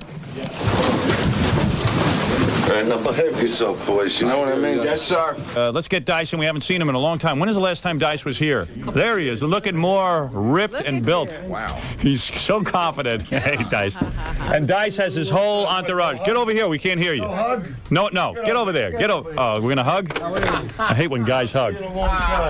Yeah, but you're heavily perfumed. Come here. Yeah, well, you know, I like the smell. Look at you. Come here. How are you? You How got are you? taller. You're a full-grown person now. Good. Get over there. All right, now I'll sit down. Dice looking good. He's got his full entourage with him. Right. Guys. Hey, man, take a seat, guys. He's got about 10 guys with him. Dice never travels with women. Always guys. Always tough guys. He seems like a guy to me. Wrong, you got Dice, sit behind the glass store. Dice, sit down. Come on, relax. Everyone's happy you're here, all right? You don't have to start making trouble. I just said, you know. You're among friends. Come on. Racism. This is Racism. wrong. You keep a girl in a booth like that. Since when are you worried about racism? Dice, you've even changed the way you dress. You now have a classier look to you. Well, times change. I change, and we all change. Introduce your entourage here. This is very impressive. You've Right. got... well, at the end of the table, we have the management team. Right. Known as Jeffrey Sweet Talk Stoll. Right. How you doing there? Now, what do you mean management team? What happened? Your father's not managing you anymore? No, my father was my business manager. He's still your business manager? Yes. Right. And 'Cause you trust your father with your money? I trust my family completely. Right. In other words, Never go against the family. You know better than that, Howard. You've made millions and millions of dollars in show business, and your father is a financial... Your father was never a rich man. How does he know what to do with your money? Because he's very smart. Really? Yes. Yeah, and you can trust that he won't steal anything. Do you pay You got to be smart to get an idiot like me somewhere. Right. That's right. Yeah. All right, go ahead and... standing now, this new manager, this is new management for you? I've been with Jeff over a year, and Jeff used to be my agent. Right. He goes all the way back with me. And Jeff is a Jew? Sure. Absolutely. You are, Jeff. And now you became the manager. You stopped being an agent because an agent only gets 10%. Now you get more, right? You can raise your percentage. Listen to me now. Go ahead. I'm the interview. All right, go ahead. Next. Okay. All right. Now, standing up in the shocking pink is Dave Detail Schuler. Right. Personal assistant to the Dice Man. Wow. Personal assistant. Now, Now, what does that entail? Personal thing. No, you are not a gay man, are you? Well, yeah, actually. Oh, you are a gay man. Because a lot of personal assistants. Get the microphone close. A lot of assistants are gay. True? That's a gay field. I'm the only one I know. Right. Very nice. Why do you think I'm dressing better now? Yeah. Okay. Go ahead. Now, when you say you have a personal assistant, you never had this before. Is this because of your new TV show? They hired him for you. They pay his salary. No. I'm friends with Dave for a few years now. Okay. Good. We go way back. Dave used and to. A lot of people used to accuse you of being anti-gay. Are you going to let me talk? No. A lot of people used to accuse you of being anti-gay and stuff, and here you have a gay assistant, right? Yeah, but that's not why I got him. Right. You know. Right. Because he's your friend. He's a friend, and he knows his job. Does he ever touch you? Does he ever try to have sex with you? You're a very attractive man. No, he rubs my shoulders now and then. You know what I mean? Do you really? Yeah, I get very tight in the neck, which I'm starting to get right now. How long are these introductions supposed to take? I don't know. Maybe he should rub his shoulders during the show. Yeah. Yeah. Well, maybe we'll do a little something for you. Are you attracted to Dice at all as a gay man? Seriously? Not at all. Not at all? Dice is not your type? He used to be, then he hired me. Right. All right, so that's fair. He is very handsome, though, if might Very. Right. Who is very Mr. handsome? Romance. Who's very handsome? You, baby. You, baby doll. You're very handsome, and everyone loves you. Okay. Okay. Well, obviously, you know these two fellas. You have Happy Face over here. Right. And you have Club Soda Kenny, which has been coming on the show here for as long as I have. See, I thought Club Soda was the personal Well, assistant. Club Soda's the road manager and head of security. All right, obviously all big celebrities have and Happy entourage. Face is his sniper. Right. Club Soda Kenny, how are you? Fine, thanks for asking. Right, and a lot of people say in Dice's world you're like an ass kisser. What do you say to those people? That's not right, right? No, don't even answer that. He's just trying to start a problem right off the bat. No, I'm saying a lot of people say that you always tell Dice he's right no matter what. Isn't that true? No, I'm not a yes man. All right, so you have your own mind. No, he's not a yes man. He's, we're friends. Well, I But you love Dice. I'm very smooth because I got very little brains in them. No, but you love Dice, right? All right. It's obvious Kenny's an idiot. All right, okay. No big deal. That's right. That's right. You don't care, right? That's not an insult. Kenny. Try to insult him. Go ahead. You're a stupid idiot. That's right. Right. All right. You know Don't call me that! It's a dodgy situation! Come on, all right, relax. Don't touch me! Hi, I'm... Now, Dice, when is the last time I saw you? Why are you talking like a public speaker? Talk to me It's now. been a long time since I saw know, and it's very exciting. It is exciting. I like Now- the lighting. I got a club like this at home, And Dice, last time you had a horrible argument with Jackie the Joke Man Martling. Is that in the past? well, You guys well, never that's the resolved it. past. That is the past? That's Jackie's the in the past. past for you? Absolutely. Hickory dickory dock, your time is up on the friggin' comedy clock, my friend. Okay. Well, that's tomorrow night on HBO for an hour on the greatest special ever, and you're at a coffee house in Baltimore. I can't even see him to fight with him. It was He's over better there. It was He's better over there. I can Right see through that. there, yeah. No, but I tried to give him a shot. Right. What happened at Town Hall? Where were you? All right, look, I don't All want to right, start. okay. Come on, we're friends for a long time. All right, listen. That was a loving argument. Right, so that was it. And this is the new Dice Man because you have a new show. And A new show hits. Were you in seclusion for a while? Is that what happened? I'm busy. You're busy. I'm very involved with the family, and Right. I've been, for the last 8 years playing Vegas. Right. I love Vegas, so I Right. stick with Vegas. So now you've been living in Los Angeles and you stay with your wife and kids pretty Yeah. much? And you haven't cheated on them the whole time? No, don't try. She's listening. You're going to start again. You know you have sex outside the marriage, true or false? Well, False? You say false? How do you know? Because when I say I got a club that looks like this over here, Yeah. I know what I'm talking about. I got a What I did in my house, you know, because I'm very much in love. I am Mr. Romance. Right.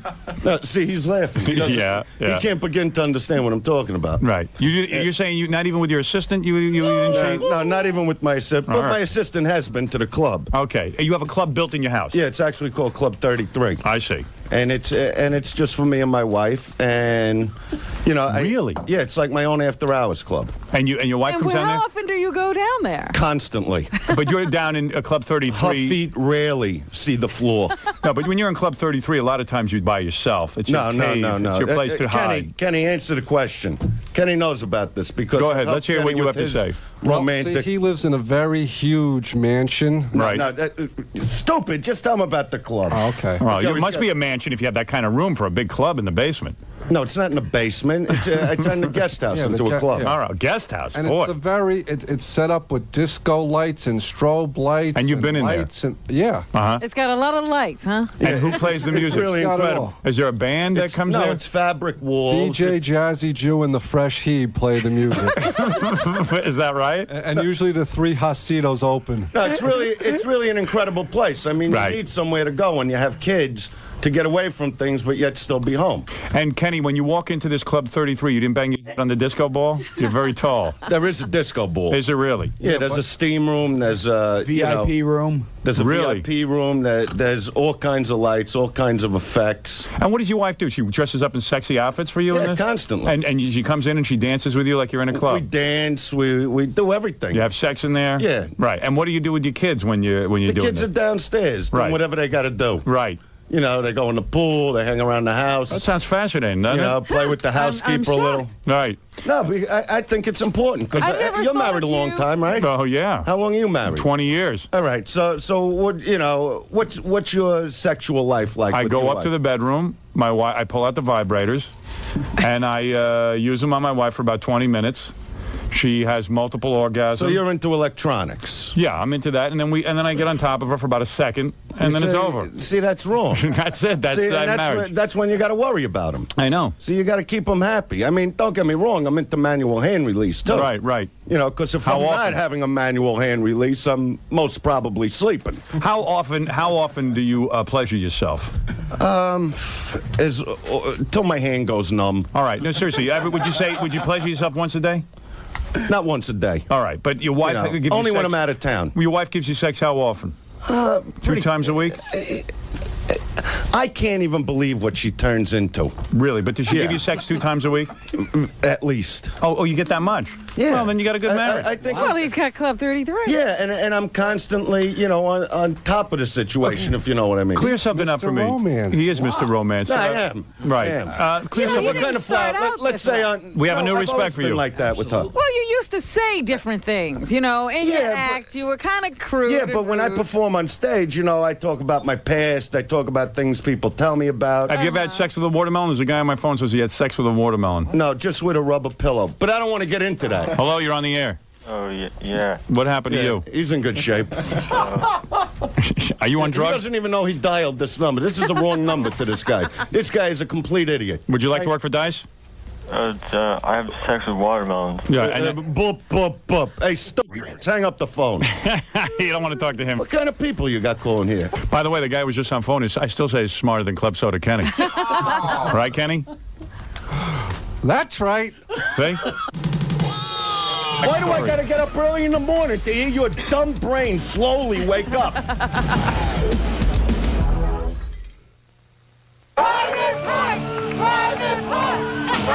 From the blockbuster film comes the #1 soundtrack. Howard Stern Private Parts, the album. New music, classic tracks, and more. Howard Stern Private Parts, the album. Available everywhere. Tomorrow on the E! Nightly Special. Clear up something for me. For years, this has bothered me. For years? Yeah. All right, Melrose, well, let it go. You know Melrose Larry Green? You know him? Yeah. This idiot says he did your taxes. Oh, yeah. Is that really true? Yeah, I can't lie, but this is like, you're talking about... years ago. You're talking over, like, 20 years ago. Melrose, I apologize. How are you, Howard? I never believed you did his taxes. No, I wouldn't believe that anybody would let you even touch their tax return. Well, I hate to admit it, but he's all I could afford at the time. Right. So he'd come in and he'd tell jokes and he'd laugh and go, "That's never going to be a problem." Yeah. And then when I made it in show business, I had to give the government $68,000. Because you, Melrose, you owe me money, stupid. Andrew, come on. I'm serious. I had to give the government 68. I never forget my father called me up going, "Who's the idiot that did your taxes years ago that you got to give the government 68? Is that really true? I'm telling you the just doing truth. No, I'm not doing shtick. Dice, be honest with me. I mean, I like Melrose, but He's he's, a nice better guy. off as Melrose than an accountant. But he's a retard, right? Well, I don't know saw you last week, Dice. if medically he's retarded. Right. I would You know. say he is. You know, but Melrose, are you retarded? No. hey, look, Melrose got his thing going. Do you ever I see? love the What do you show, mean his Dice. thing? His thing is he stands with a sign and he holds up a sign and he says. He holds up signs like with your name on it. Right. Yeah. But You what know, kind of which thing is that that? I never understood. I spoke to him about that. I said, "Why are you pushing him?" Right. I go, "He's on the air 4 or 5 hours a day. He could push himself. Push you." Yeah, well, Well, that's his way of pushing himself. Well, I He like him. associates He's it- yeah, right. associating. Do you save Dice's tax returns? I've got Dice. Yeah. In fact, the Inquirer offered me 10 grand, but I wouldn't take it. take it. What do I care? No, Andrew, I don't need the money. No, I know you don't. You're my friend. Now, if you I don't love deliver you, that tax form to me at the Comedy Store, you know what's going to happen, Larry. Howard. I see you every day on All right, Melrose, thank you, and I got a Larry. big I love car. it. I love the show. There's Thanks a lot of guys. people who want to speak to Dice. Look who it is. Uh-oh, Stuttering John. All right, go ahead. Do some gibberish for me. Go ahead. You want to hear about when John, why did you rip the guy's headphones off? I know, I asked him, but it's all right. He ripped it right off his head. Have a little respect. But let the guy take it off. I haven't seen John in a long time. Go ahead. Do you want to hear about when Dice stuck me with the check about 4 years ago? Oh, now it stuck you with the check? Yeah, I didn't tell you. What the is part. this? I never heard this. Dice never heard invited it me and my either. friends out to the Rainbow Room to have dinner with him. Yeah, so what happened? So we had about 8 guys, his friends, a couple of my friends. Yeah, what happened? And then Dice says he gets an emergency phone call, goes to the phone, comes back, says I gotta leave, and leaves. And then the bill comes and I pay like $500 for dinner. So you picked up $15. $500. $500 It was for a about pizza? 500. Yeah, it was for drinks. Are you that dumb to pay $500 for a pizza? I know you're making this whole. No, I actually remember. I did get a call and I had to leave. Really? Yeah, but he why didn't- didn't you pay the bill? When she calls, I come. That was your wife? Hey, I meant that in the nicest way. Right. John, you so you're saying you went to dinner with Dice. And I was broke. I had no money. Wow. So I had to use my American So what are you Express. saying? You want the money from No, Dice? no, I just thought it was funny that he stuck me. I see. Pay him. Pay him now. Pay him. I like how nobody Pay him goes to into his pocket. It's the rainbow. Nobody paid him $500. It was like four. It was like 4 something. Oh, stop it. And you had swear. guests. No, hey, I had 2 friends, but you invited us. I don't know, friends, and you know I hate strangers. That's why I stuck you with the bill. And you had 4. You had like 3 friends with. You're on the air with Dice and everybody All right, else. stick around. You can stay, Hey, Johnny. Yeah, go ahead. Yeah, What? who's this? Hey, Howard, I just want to let you know, man, Dicey Clay is a has-been. What did you say? Dicey Clay's a has-been. If you turn around... Oh, this pull has down got to your be a pants, friend you of kiss your ass. Jackie's.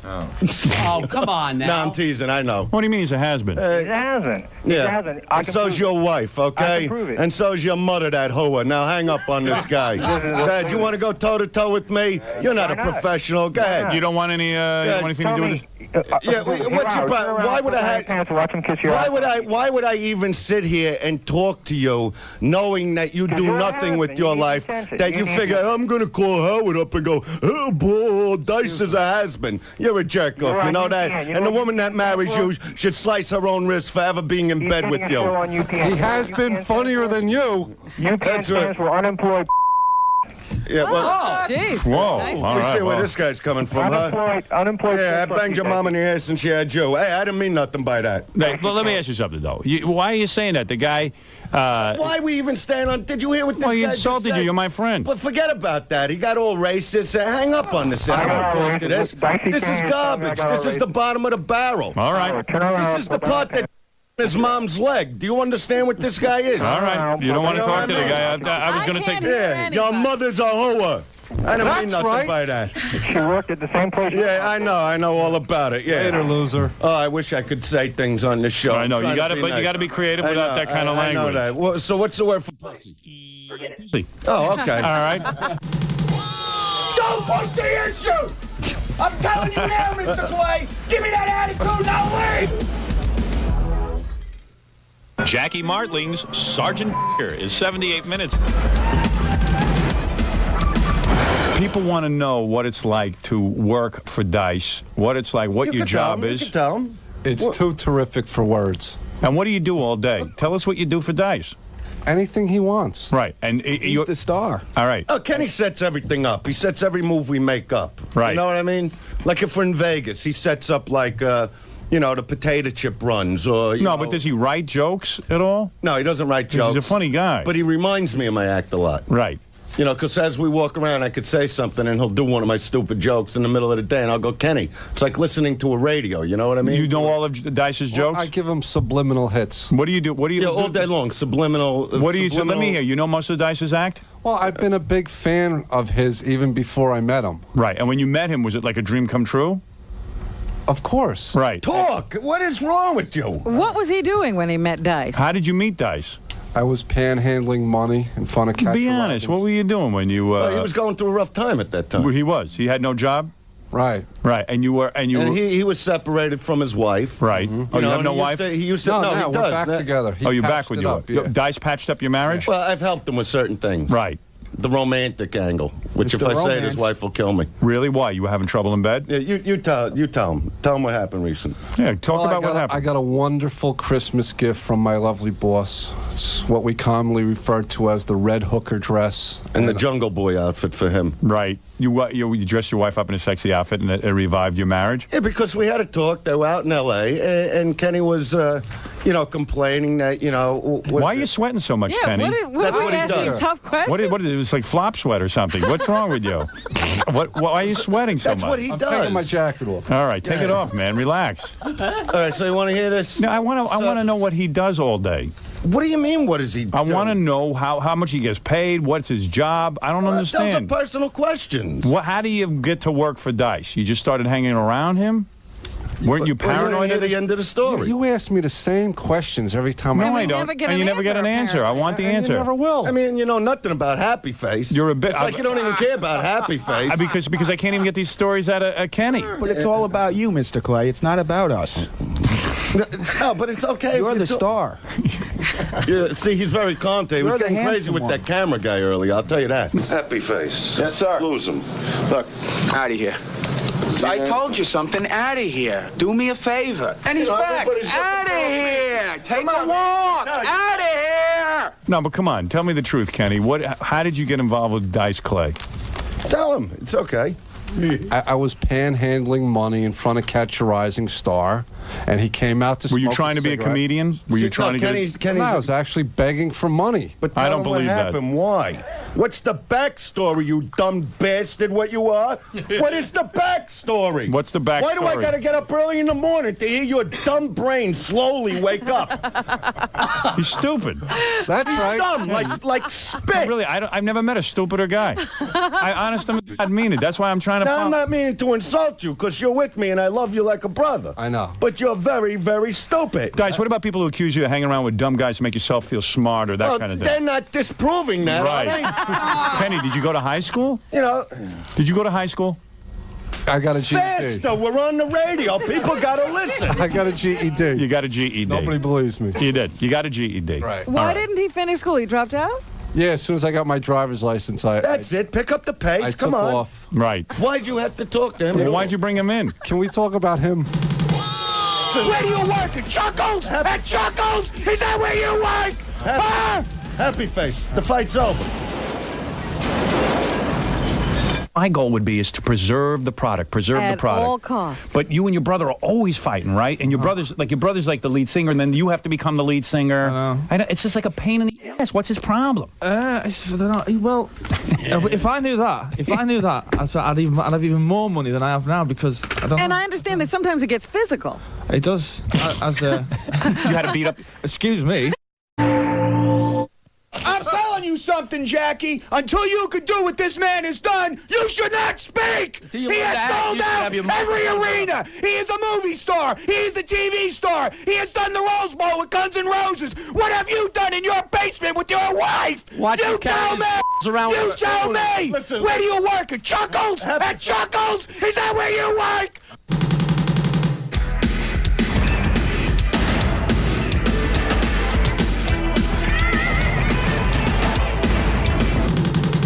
People want to know what it's like to work for Dice. Kenny happens to have a beautiful life. He happens to be. Can I say what you are when you're not with me? I have 2 wonderful children now.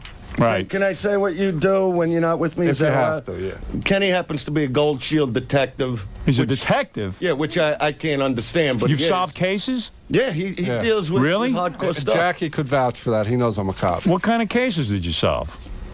Well, I do general investigations. Show him the badge. What do you investigate? The mob? What cop organization are you with? Tell him. In New Jersey, where I live. You're with police. Just take out the badge. I'm a detective sergeant. You are a detective. Yes, and Jackie Show him the badge. No, I'm not showing the badge on TV. Oh, it's on TV. We're being filmed? Yeah, we're being filmed. What, you can't show the badge? That's why Kenny's coming off so good with all that sweat. He's gonna look great on TV. He's a Gold Shield detective. Really? So that means you had to pass certain tests. Right. And you solved certain cases. Yeah, this what is is the all toughest an act. case? What? Oh, this is just an act. Yeah. You're really smart. That's right. Right. Howard, there's nothing more shocking in the world than seeing Club Soda Kenny in a full cop's uniform. Oh, really? It looks so funny. You ever pull Jackie over?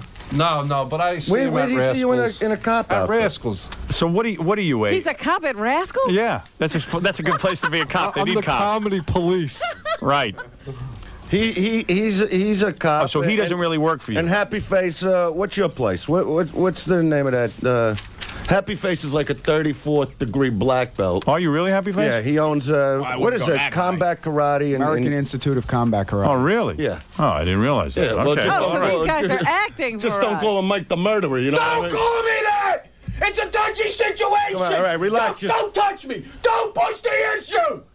I'm telling you now, Mr. Clay! Give me that attitude, now leave! See what I mean? Over a name. Now leave! All right, just sit down. Here's a guy who says he's a professional insulter. He would like to spar with you. He would like to take you on. Yeah, well, maybe I'm not in the mood. If he's professional, what's his name? And I'd hear of him. All right, hello, you're on the air. Hey, Andrew. Hey, listen, you want to duke it out or what? Well, who are you? Verbally. I'm a professional insulter. I can insult you in seconds. Yeah, I think you were insulted when you were born. How's that? I think your whole family was insulted when you were born. Oh, really? You are an insult just for coming on the show and thinking you can insult me, knowing my hands are tied, that I'm not on stage and I got to watch my words. 2-0 already. Come on. Oh. You know, why don't you turn your teeth them backwards and bite your throat, huh? Why don't you do that? That's a pretty clean one, but it works, huh? Hey, not bad. Yeah, no, it's not bad. Either was your mother, either was your sister, either was your grandmother. Where are you, sir? Go ahead. Hey, your grandmother was great. Oh, that's a very powerful comeback. You know, I'd rather fight with Jackie than listen to this guy. Well, you know I have to admit, Jackie is a much better comedian than you are. Oh, he has that's more one man's than opinion. You ever have, and your show sucks. I tuned in. That's a professional insult? That's professional. That's professional. Dickory, dock. Yeah, your mother sucks good. Dice. I didn't say it. No, you understand warring with other... Jackie, I got to tell you, we should fight. Yeah. You know, that's a big thing. There's a lot of publicity with that kind of thing. I know, it helps me, man. You know what I mean? Most people are on my side. People... You need people the help, come my to me. friend. What did you say? And you need the help, my friend. Don't go there! I'm telling you something, Jackie. Until you can do what this man has done, you should not speak! He has sold out every arena! He is a movie star! He is a TV star! He has done the Rose Bowl with Guns N' Roses! What have you done in your basement with your wife? Watch you him carry tell his me! around You with- tell me! Listen. Where do you work? At Chuckles? At Chuckles? Is that where you work? Huh? Happy Face, the fight's over. He's talking about you! All right, forget about it. Forget it. That was all fun. You gotta have the comment. I don't like when people talk about you in that negative tone. And when I stick up for you, you shut your mouth. You understand me? Now you can open your mouth to me. I pay you. You're not supposed to open your mouth to me. Don't start. It's gonna be a long day. All right, Kenny, calm him down, would you? Whoa, what do we got here? Huh? Get out of here! We got a problem, huh, Jackie? Hi, I'm Suzanne. Brian, you're on the air. Touch me. Yeah, Howard. Good Yes. morning. Good morning. He sounds like an intellectual type of person. Sounds like a bright guy. Like 5 years ago, I got pulled over by Club Soda Kenny. Really? As a cop? Kenny, did you beat him up? I just want to know that now. He was a real jerk, though. Really? Why? That's right. Well, he.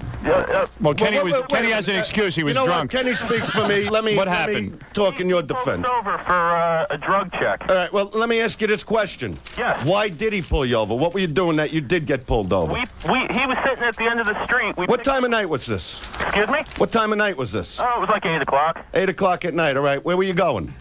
We were going to see my friend's girlfriend. Yeah. Who were you with? Who was I with? My friend. Yeah. Well, why let the would guy you go tell with his him to story. see his girlfriend? Let me question this guy. Yeah, but let the guy tell his story. All right. Kenny Look. pulls you over, and what happened? Well, he didn't pull us over. We picked up this guy. We gave him a ride. And apparently this guy was a drug dealer. He was a friend of a friend. Oh, isn't that funny? Mm-hmm.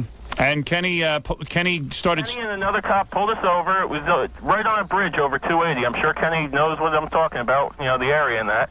And pulled us over and searched us for drugs. He thought that we bought drugs from the guy. And you would never do something like that. So he was doing his job. So what he's basically saying, in this day and age, he's driving along. Let me hear what his complaint is. He's driving along and just decides to pick up a hitchhiker. So what is your complaint? No, he was a friend of a friend. Just walking in the street What was the complaint? What, his complaint? No, what's your complaint with Kenny? It doesn't sound like he did anything wrong. He grabbed my Are you saying Kenny touched you sexually? He had the right to pull us over, you know? Well, Kenny, isn't that one of the things you got to do when you first somebody? You got to go under the. Yeah, but you know, we're here to talk about your hit show. Kenny, let me ask you, when you were a cop, I mean, when you're still a cop, right? When you searched this guy, did you touch his genitals in any way? Do you touch genitals? Yeah, because... Kenny, do you even remember pulling this guy over? I mean, you pull 1,000 guys exactly. over. Yeah, but when you... So how do you know this guy isn't just making it up to get on... But you've searched guys, right? Yeah, you have to touch the package. You do? Yeah. Really? Usually that's where drug people keep their So what drugs you do? You and lift up his genitals? No, you give it a nice squeeze. Right. You got the legs spread, or? Yeah, the whole He wasn't wearing one of them rings, was he? But you weren't... No. You weren't coming on to him, were you? Now, let me ask you, when you do the hand-to-gland combat, do you use any assistance? No. Nothing. Nothing. You just do it dry. Right. You got to get hot cream. Really? I Yeah, use just something I I know use about. sesame oil. Oh. Yeah, Sometimes. Sesame oil. I was just embarrassed to admit it. You Hot are- cream. You're living in the 70s. Hot cream doesn't sound right. No, hot cream, I'm telling you, your heat up like they're in a microwave. I slam your head into the wall, you You want to open up your mouth?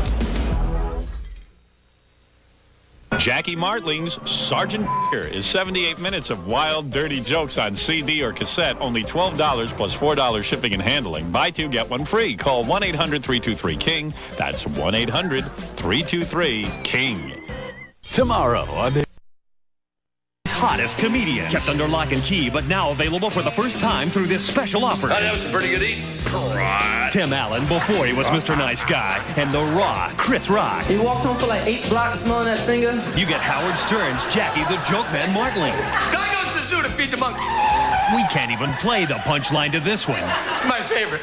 Playboy says it'll have you rolling on the carpet. You let it go, looks like a whammo water wiggle. Watch out! Now, the cult classic feature film starring Tim Allen, Chris Rock, Jackie the Joke Man Martling, the legendary Bill Hicks, and other renegade performers.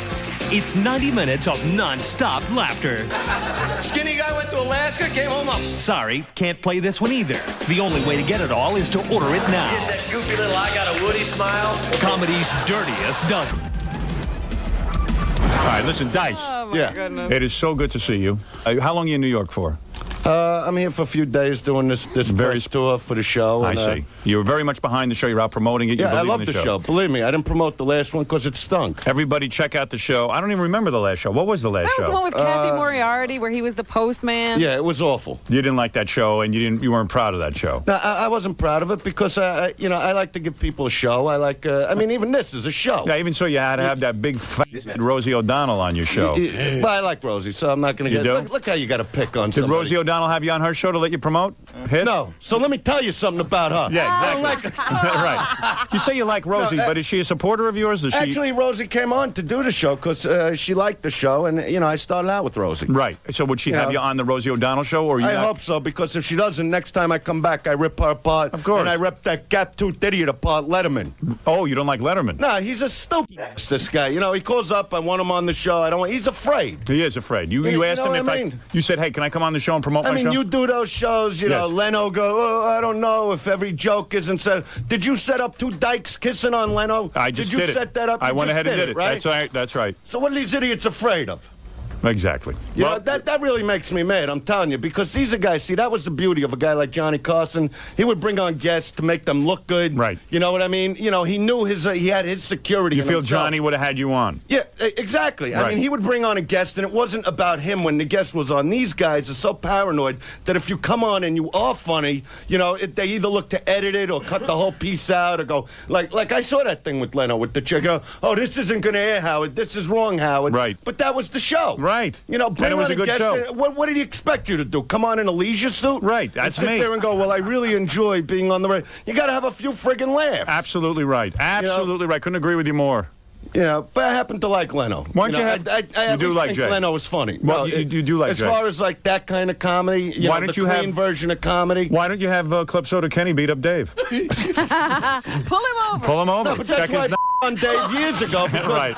because Dave Letterman brings on these guys. Right. That His friends. They're zeros in my opinion. They don't see. get laughs, and then when they become famous, like a Leno did, then he hates them. Right. Because they scored. I see. If a guy comes on and bombs, well, that's okay. But if a guy scores, then he hates him. Feels a jealousy I'm glad thing. Leno's wiping the floors with this idiot. You like that? That farmer, that friggin' farmer. So you're saying I look at him, all I'm seeing is overalls and a hoe, and I'm seeing his father sitting on the roof when the floods come going, well, we weren't expecting this. Right. Farmers, those big, dumb, gap-tooth, stupid people. Right. Don't get me wrong. Right. I like them. They're just stupid. Right. So in other words, But if you go to the house, would you like a glass of pop? But this What isn't- your father gonna for the cup for me? What's wrong with people today? this isn't sour grapes, though, It's is called it? soda. Right. It says it on the can. But why do you like Leno if he won't have you on?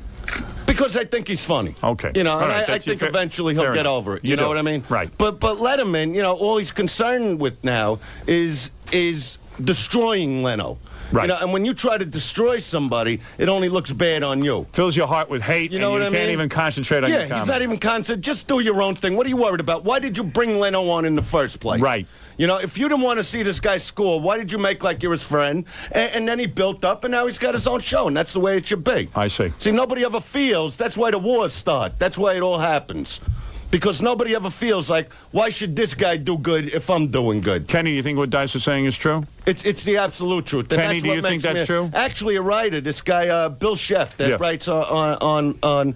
This is what actually got me mad at Letterman in the first place, because years ago, Bill Sheff used to open for me. Right. And he would tell me how he would showcase for the Letterman show. Go ahead. You know, and how he would kill it, the showcase. And then this guy, Joey Morton, whoever booked the friggin' show, Yeah. would say, well, you're terrific, but Letterman doesn't think you're ready. And then you would see a real loser on the next night. Right, would drive just you crazy. bomb, Yeah. And he'd make like it's terrific.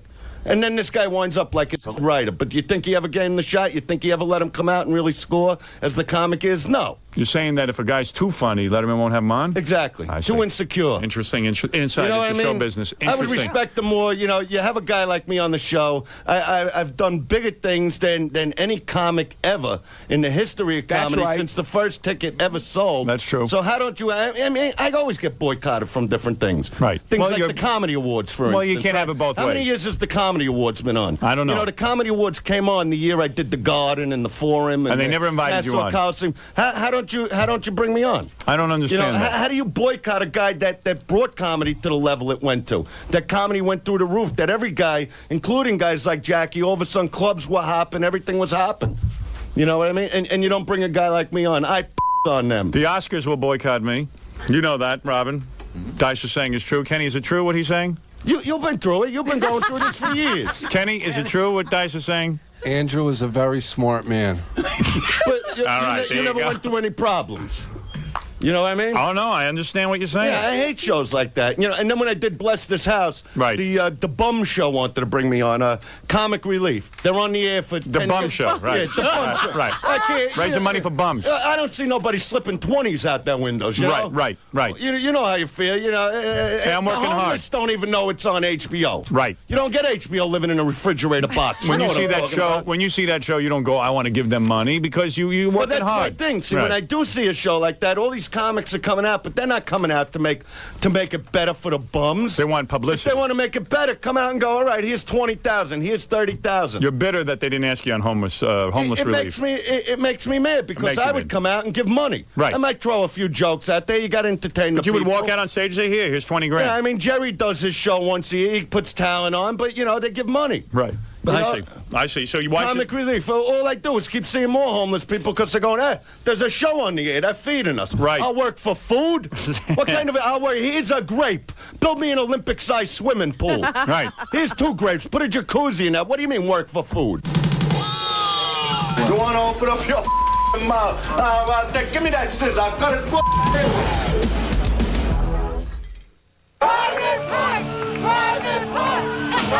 From the blockbuster film comes the #1 soundtrack. Howard Stern Private Parts, the album. New music, classic tracks, and more. Howard Stern Private Parts, the album. Available everywhere. Who's got the look? Out of 30,000 girls, you were the top 48. The Walk. Plus the action adventures of Joan and Melissa. Hey! Remember, it's not what the celebrities won, it's how they looked before they won it. So don't miss the most well-suited show on television as Joan and Melissa stitch up star style. Very S&M shoes. It's E's Emmy Awards Fashion Review. Saturday at 2 Eastern, 11 Pacific, only on E! The show is called Hitz. Dice is back on television. It airs Tuesday nights at 9 p.m. on UPN 9. Well, there you go, man. What? That's it? That's it. Just That's like it. that? That's the over. It's over. What are you, bored? What are you bored? I wish I could be here all Who day. else is coming on this show? That's the end of it. That's all. You can't take looking at this handsomeness. Yeah, you look good. You do. I know I do. But Very I've handsome. always been handsome. Right. Oh, yes. But you've done things through the years. You fixed up your clothes. You did a whole bunch of Absolutely. things. I try to look better. No, yeah, I've seen some of the outfits. Yeah, I'm trying to look a little better. No, It's hard. the outfits are cool. I've been working out a little. You wear like shiny stuff now. That's right. You know what I mean? Yeah, shiny stuff. Did you like doing that movie? I'm not done. What? I love doing you're gonna end it. this. Yeah. You're gonna end this. When do I come into New York? I enjoyed doing the movie. I liked it. It was fun.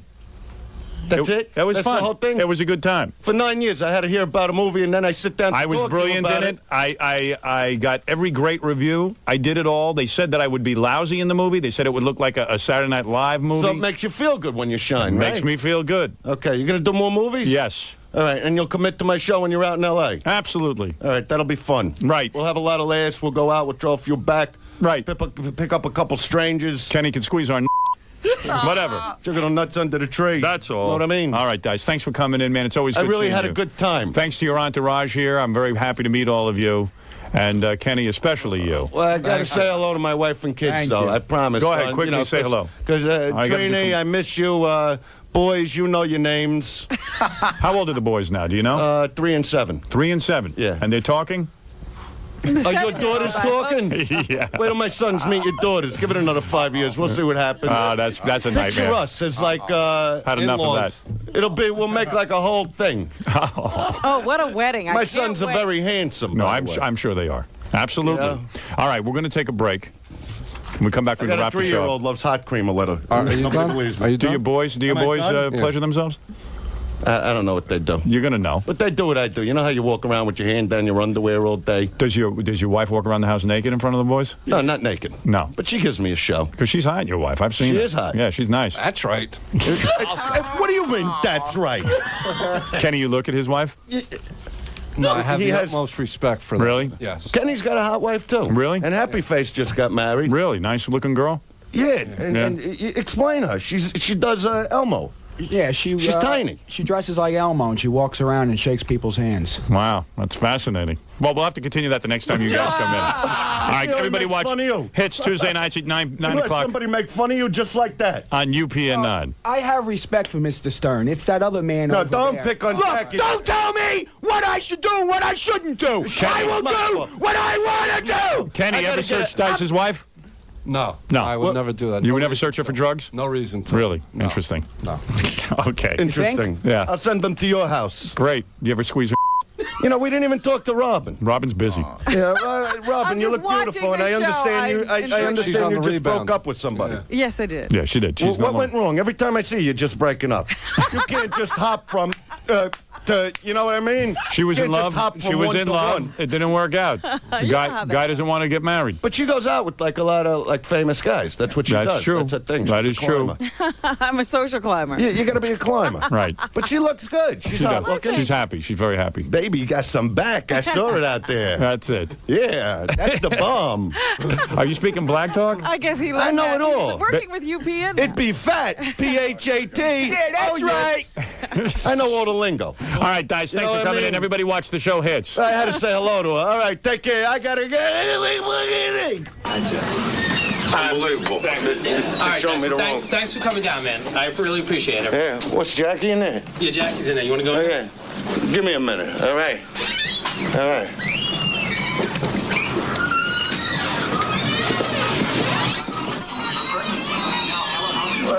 Well, what do we got here, huh? Get out I of think we here. got a problem, huh, Jackie? Angie, Out here, yeah, you're gonna me out by slam your into the wall, you god. You wanna open up your mouth? Give me that scissors. I'll cut it. All right, come on, forget about it. I get crazy. I love you, Shake. All right, God, shake it off. Okay, I'll see you. You stay there now. That's unfair. You stay there. That's unfair. That's how we play. No, all is fair in love and comedy. Remember that. All right, well, don't turn around. Don't embarrass yourself. Yeah. You all right? What? You okay? So let me ask you a question. Get the camera off my. Ask you a question. What? Nothing really happened. I told Howard if he didn't start. I wasn't going to just start out of a clear blue sky. I mean, I got no problem with him. He attacked me both times last time. Put to rest. Huh? Put to rest. Yeah, until something happens. What am I do? Sit down? I'm a writer in the background of the show. I'm just going to like start ranting and raving about what? What's my beef? Let's not start. I can't even see him to fight with him. It was He's over better there. It was He's better over there. I can Right see through that. there, yeah. No, but I tried to give him a shot. You know. Right. What happened at town hall? Where were you? All right, look, I don't. All want right, to okay. Truth is, we're all friends. What am I going to do? Start yelling Jude and Howard be yelling at me too. Don't come in and take pictures of me when I'm taking a. That was unfair. You know that we're going to use that. That'll be like the roll credits. Like, see, right now, stand here. Credits are rolling. But meanwhile, I've been sitting there for an hour and a half, so I had to so bad it wasn't even like I could stop, you know. Credits are rolling. And about now, credits are still rolling. And the show's going to end, And right? I'll go like this, The and I'll show's going to say, end. Gage, I told you not to get a shot of that. And the show's going to end right now.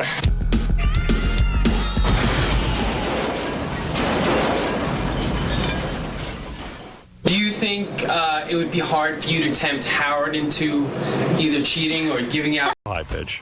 Hey, what's up? How are you? Good. Yeah, I heard you talk about those wiping yourself. I was gonna say there, use baby wipes. I almost went to a whole pack. A whole pack every time, huh? Yeah.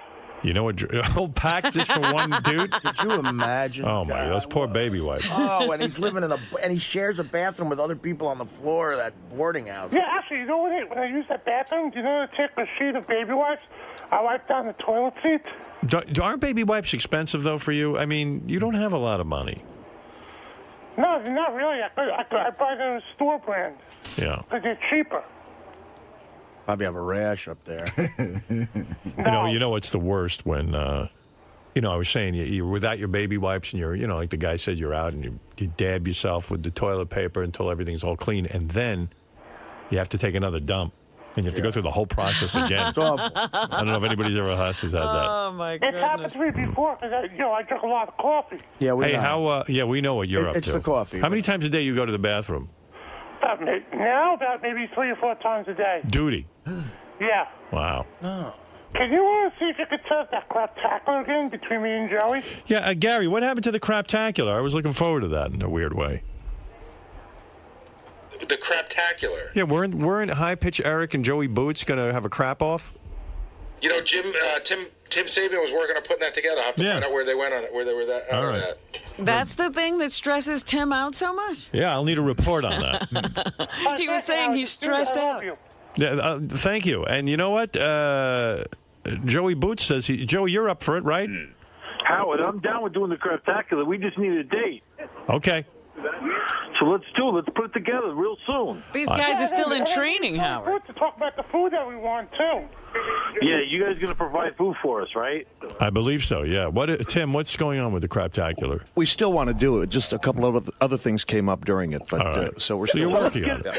Let's roll with this. Let's do it. Why? I just want it. I just love Tim and his corporate glasses. Yeah, we're working on the Craptacular. I'm very busy working on the Craptacular in the back. Way to go. Yeah, thank you. All right, Look at the thanks. size of Tim. I know, he grew. Taco Bell. That's what a man looks like, right, Artie? It is, buddy. All right, boys. You're right. There's a lot of talk going on all at once, so I'm going to say goodbye, and we're working on it. That's all I can tell you. Make it happen, Howard. All right, Joey. Thank you. Right.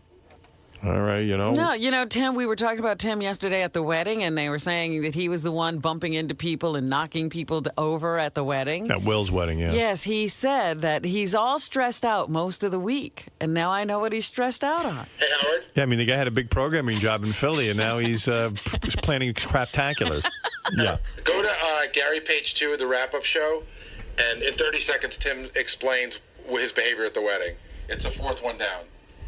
Tim Sabian now joining us on the wrap-up show. God cursed me with a personality, number one. What did he say? Number two. God cursed him with a personality. You see me at work every day where I'm under pressure, I'm running around like a maniac. I don't have time to sit there and be Mr. Congeniality. Number three, I was out and about with people I love and adore and having a great time. So if that's, for having a great time, well, so be it. All right? So what'd you do? What'd you do? What'd you do, you big buffoon? I guess Tim took my personality over. No, Ronnie, you still have that personality. Don't worry about it. He's got a different personality. You haven't lost that personality. That's another thing that came up on the wrap-up show yesterday, Howard. If it's at the second clip down, but Ronnie says that you've never, ever had his back. Oh, I don't have his back. Let me tell you what he'd be doing if it wasn't for me. He'd be home in a hovel doing, you know what he'd be doing? He'd be doing pickups over at the Today Show if he's lucky. He's got his back, front, top, and bottom. I don't have his back. All of it. He can go himself. I don't have his back. First of all, that back is so hairy. Who could have it? I didn't mean to say that it was him. I mean, there's plenty of people on this show that go and do things on the outside and say, well, when we do this on the show or when we do that on the show, and it's okay. Nobody ever gets criticized. People pissing in the street and nobody says anything about it when they're associated with the show. What has that got to do with him? I don't want him doing it. He is the world's worst spokesperson. He's not funny. He stands up there. He's busy touching everyone, and he's we. It's not there's funny. no we. It's not funny. I didn't hire him for this shit. He became a strip club mogul. I don't have his back. He expects me to put up with anybody he does. And then he comes with the we and We. they. They do it, so why can't I do it? I didn't ask him to do this. I don't need him doing. He doesn't get it. I don't need him doing this. Like, that's the weakest argument. Well, I saw somebody else do it. You're like a child. You don't get it. What's wrong, man? I saw someone else do it, so it's okay. What do you mean I don't have your back? What the f*** would you be doing without me? When I retire, we'll see what you're doing. Wait a minute. We'll see what you're doing. That's not what I was talking about. We'll see what you're doing. That's not what I was talking about. You were talking about that you see other people going to places and saying we. Right. I'm talking about you. Okay. But nobody else gets yelled at for it. I do. Other people get yelled at for other things. No, they don't. You get yelled at. They piss in the street. You are not funny. Doing things in your name. You're not funny. Pissing in the street and everything funny. else. That's Someone funny. Pissed in the That's street fucking under my funny. name. Someone pissed in the street on my name. People from your show. I'm not talking about that. You went up on stage and said, okay. And what I'm saying about you not having my back, no matter what it is, dude, You never stand. I don't have your back. You never, okay, you can leave. You can leave. Goodbye. Get out. Get the fuck out of here. You never stand Get up. the fuck out of here. You never stand up. Everything is my fault. You're not. Everything is my fault. I'm going to show you. Everything is my fault. You're right, and I'm going to show you how I don't stand up for you. You're done. Everything is my fault. I don't need you to do security anymore. You can just go sit in the car. Everything is my fault. Go do some pickups over at the Today Show. Everything is my fault. Goodbye. I'm not talking about that. Goodbye. Oh, you're not talking about it? No, Goodbye. that's not what I was talking about. I don't have your back. Get out. That's not what I was talking about. Get out. Okay, Get out. I don't Goodbye. care. Goodbye. Get lost. Get out of here. Good. Goodbye. Done with you. Yeah, good. Goodbye. Get out of here. Get out. Get out. Get out of my studio. You insane? I don't have your back. You should be blowing me every day and sticking your tongue up my ass. You got to be kidding me. I don't have this guy's back. This guy's fucking insane. Gave him a life. I don't have his back. I don't know too many people who have his back more than I do. But it's still, what is this people pissing on the streets in your name? Are they writing your name? He's referring in to pee? the fact that Richard went out and got drunk and peed in the street, and he thinks somehow he Nobody equates was there watching him. getting up on stage and saying "we" in front of some strippers about what we believe in. I don't have anything to do with what he believes in. Oh, this is gonna be fun. Oh my God! I'm looking at these faces out here. I know a lot of these people from the Howard Stern show. A lot of these porn girls. What am I doing here? What the hell are you doing here? You're just here to look at strippers. I have no clue, but you know what, guys? I've been involved with this industry a long time. Nobody even probably knows that shit. But on our show, we hope that everybody enjoys adult clubs. We're for adult clubs. We're for everybody going to strip clubs. We're for everybody watching porno. Those assholes who say they shouldn't watch that shit and shouldn't go to strip clubs. If you're that up, check yourself into a loony bin. He doesn't know one thing I believe in. He's not my spokesperson. Him and Dennis Hoff are my spokespeople now. Oh, goodness. I mean, but listen to this guy. I had to throw him out of here before I took the get his back. I take the hair on his back and rip it out. Nudnik. What a putz. Get out of here. I kicked you out of my studio. No. Leave. No, I'm not leaving. Yeah, I don't have your back. Get out of here. How dare you? Dude, anytime there's something goes on, yeah, even if I'm right, I'm wrong with you. When were you right? With anything. With Name what? it. Name the time you were right. I can't remember. Of course not. You're never right. Never I don't have your back. That's what you went on the radio and said? That's what I was talking you about. Said I don't have your back. That's what I was talking about. Right. I'm done having your back. I am never whatchamacallit. Go dye your never goatee. right with you. Ever. No matter what it is, even if I am right, you'll say I'm wrong. But you can't give us an example. Just like with that. Give an example of that. When were you right that I said you were wrong? Yes, give me an example. Yesterday with that whole thing with the girl. No. I didn't do anything with that girl. What girl? In that video that you put up. Dude, look at it again. I didn't do anything wrong. You did too. I did not. Yeah. Can I say something here? Look at this. Ryan, Here he is you know calling I her have no over, malice and now towards he's grabbing you. her. You know I have no malice towards you, but she Was I the only one who was lifting her up? I said it's I'm you. looking at it. Was I the only one who was lifting her? I said every time I look at you, you're busy with girls every minute grabbing and holding. I wasn't it's grabbing. Calm down already, Mr. Yeah, okay. All right, now what is it? Let me ask, why were you lifting her? Was she in danger of alligators biting at her feet? Am I the only one lifting her, Fred? Yes, you are. I'm talking about you. You started. Me? And I think they're trying to steady her so that you and she don't fall over. Look, watch the tape. What are we watching here? Arms around, you pick up. You remind me of O.J. Okay. Now, he's holding her just so that he can get the picture. You know, that jury wouldn't have convicted O.J. if they were staring at a tape. We're staring at a tape of you lifting a girl, and you're saying you had nothing to do with it. What are you telling me? What am I, an idiot? I'm watching the tape. Yeah, okay. All right. So where was I wrong? All right. Whatever. Where was I wrong? Whatever. This is your actions on tape. Okay. If I didn't have it on tape, I wouldn't know. Okay, fine. I don't have your back. Get out of here. You're an ingrate. Just like everyone else. I mean, just like everyone else. Get out of here. You heard me. Just like everyone else. What are you talking about? Bring up everyone else. Now he's doing it. Yeah. Get out of here. Even Uncle Paulie wants you out. Get out of here. And he's dead. It's just ridiculous. He's coming back from the It's so ridiculous, man. Yeah, Ralph, go ahead. I love how Ronnie totally misses the point and glosses over it. You go into these strip clubs going wee. Nobody's looking for wee in the strip. If Howard wants an emissary at the strip club, he'll appoint somebody to go out and say wee. Does Ralph getting through to you or no? Ralph can never get through. You to don't me. hear what he's saying right No, now. I don't hear what Ralph says. You don't even understand what I don't hear what Ralph says. Not even Ralph is getting through. Yeah. I mean, he just explained it about as perfectly as a human being can as explain simply it. as it could be explained. Yeah, This has nothing to do with anyone else but me and you. Okay. And then, and Ronnie's got this really annoying thing that Natalie from the Dixie Chicks pointed out. He'll repeat. He repeats, like say something. Natalie from the Dixie Chicks. Yeah, she was telling us how, because she's a big listener. Yeah, say something about Ronnie. Ronnie shouldn't. Ronnie goes around using my name. Yeah, I go around using your name. Right. That's a conversation with Ronnie. You could pull tape of him. He just repeat. Yeah, I'm a jerk off. Yeah, right. Yeah. Yeah. Okay, Ralph.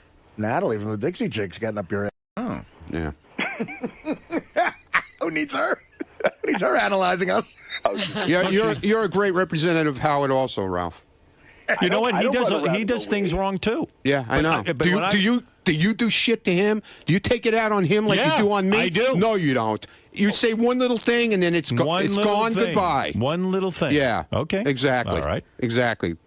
Why are you comparing what he does? I'm not comparing anything. Yes, I'm just saying that I get chastised for every goddamn fucking thing I do. You do a lot of shit. Yeah, okay. You know what it is, Ron? Yeah, and nobody else around here does. I'll tell you what and they don't get chastised. Yeah, okay. Robin's right. I'm talking about you. Okay, fine. You're on the talking hot about seat me. now. Okay, I'm on the hot Scott seat. The engineer. Does Scott the engineer get yelled at when shit doesn't work? Yeah.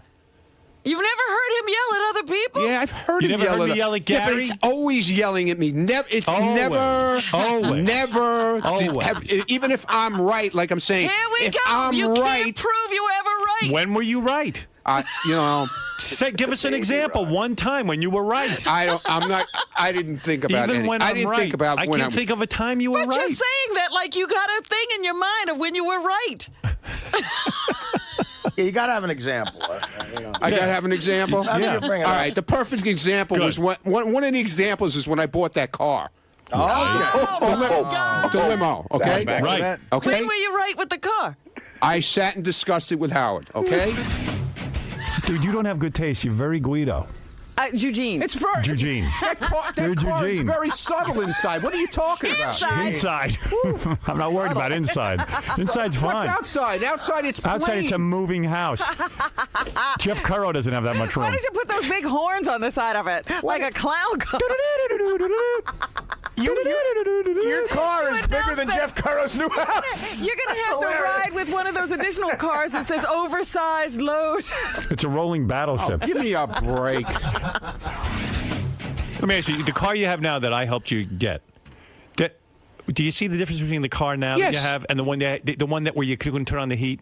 Do you see the difference? I'm not talking about that car. I'm talking about... All right, the previous one. Do you see the truck. All right. The truck. You bought the truck. I said to you, I hate it. I went out and paid. No, I understand that. So what? I made my mistake. I was wrong. Right away, I was wrong. The minute you got in that thing, I hated it. That I was wrong. You were wrong. You were the one who recommended that to me. You said, man, if we get a truck and convert it into a stretch limo, it's going to be the greatest thing ever. I said... clown car. Like trash. You were wrong, but okay. I said it was my fault for listening to you. I'm always wrong. It was my fault for listening to you, and I assumed the responsibility. I assued the responsibility. No, I did. I know you did. Right. But, So what are you right saying? away, I was wrong. And you were wrong. And then the thing with the last limo before this one, I didn't build the car. No, I didn't make it like that. You went to a guy I told you wasn't going to know what to do. I warned you about that. You got and I said to you, Ronnie. I said, Ronnie. Hey, Ralph, could you please... You're doing business with people. I want to talk to him. I'm talking to you. I don't need to talk to him. You were doing business with people. Am I talking to you? Do we have to have him talking to me? I don't need him talking to me. You don't control the show, unfortunately. I understand that. I'm asking you. I'm talking to you. Could you please get him off the phone? I will not. No.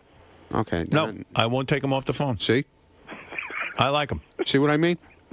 And you don't like me, obviously. I didn't say I didn't like you. Well, I'm saying it. I'm saying it. Well, then maybe, because I asked you to take him off. That's your paranoia. I asked you to take him off the phone. Believe me, if I didn't like it, you'd be out of here. Yeah, I asked you to take him off the phone so I could talk to you. You're not in charge of the show.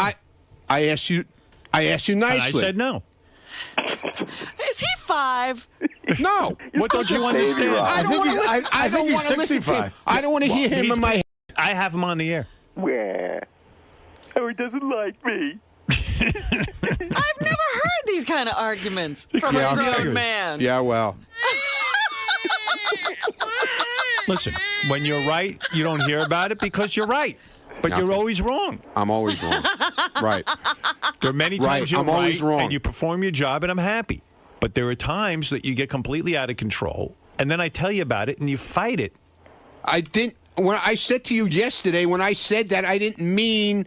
I know what you don't mean. I don't need. In other words, it doesn't improve my day having you going around saying things you don't mean. You put it out there. I wasn't. You're up on stage in Vegas talking about what Howard Stern show believes in. I don't buy into what you're saying. Okay. I didn't ask you to do that. I didn't write the script. I know you didn't ask me. Nobody wrote a script. Which, by the way, Ronnie, you have no personality. You shouldn't be getting up on stage. Okay, thank you, Ralph. Yeah, and you have a great personality. Well, I don't. Everybody loves you. Everybody loves you, Ralph. Nobody loves me. No, I know. Everybody loves your loves your personality.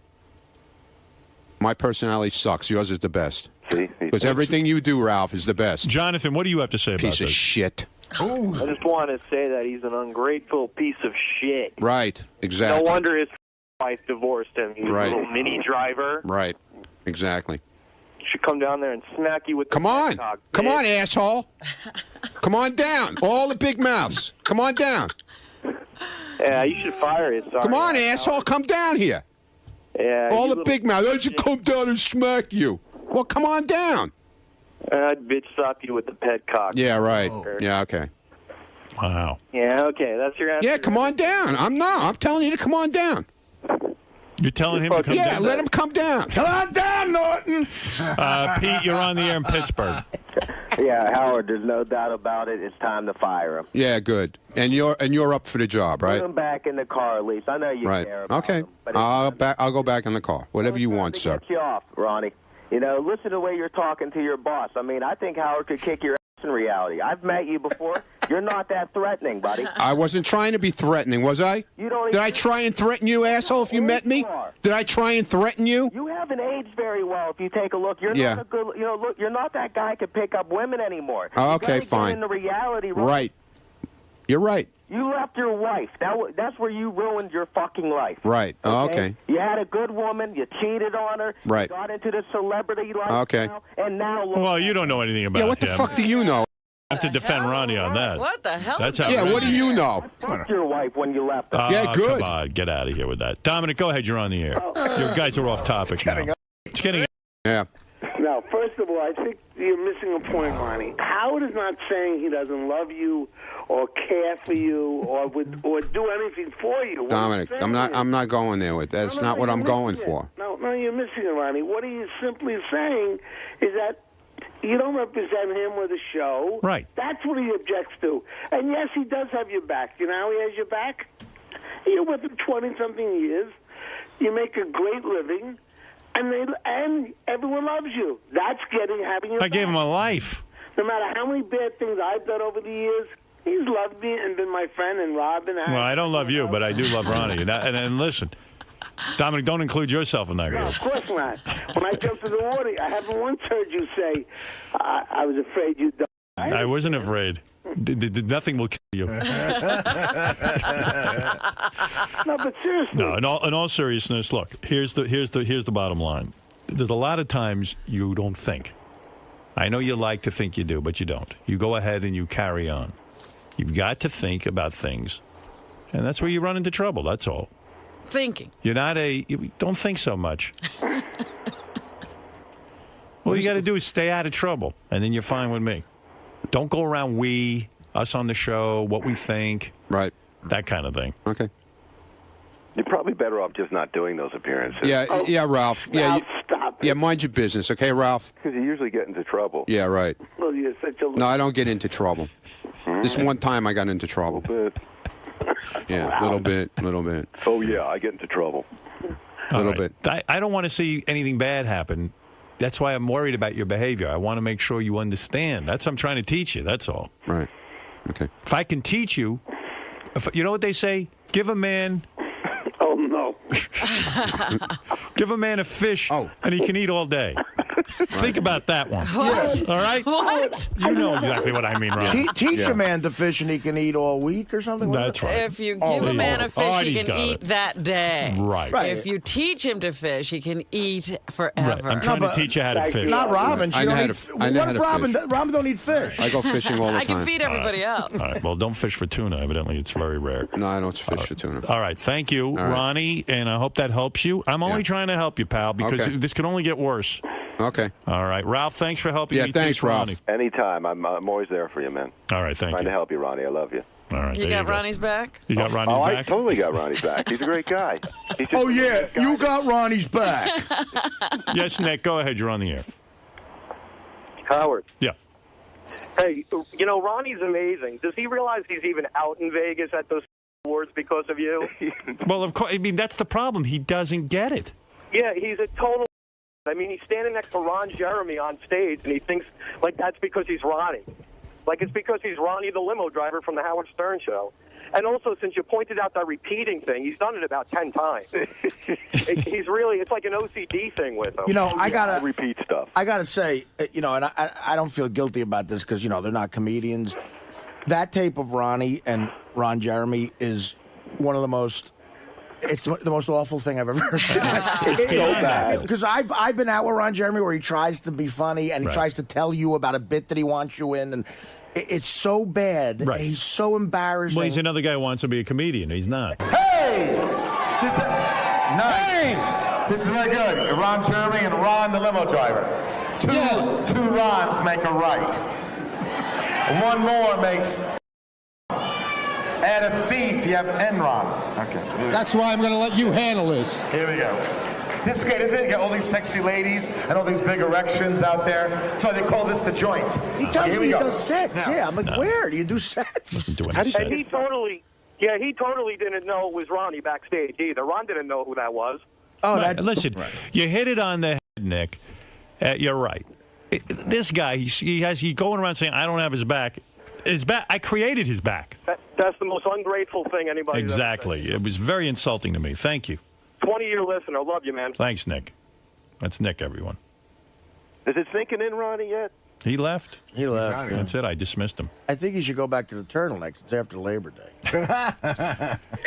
Yeah. You know, somebody just reminded me on the wrap-up show yesterday, we didn't pull this clip because I didn't think it was that big a deal, but Ronnie said he thinks that he irritates you so much now that he's trying to drive you as little as possible. Wow. That his other guys drive you more. He irritates me more by not driving me He because says he's trying to stay out of your way. no, he's retired now. He doesn't even drive anymore. He puts guys sometimes in there. He could do the job.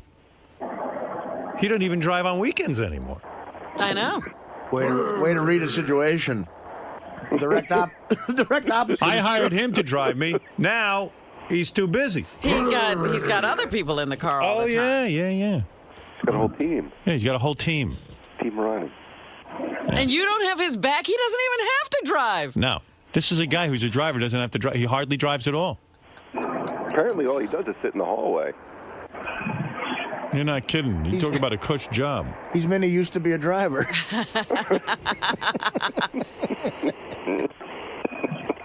Oh. Oh, my goodness. What can I tell you? I love that argument. Even when I'm right, you don't defend me. Gonna run around pointing at him. When is he right? Why would I attack him if he's well, right? he doesn't know when he's been right. I don't know. When was I right?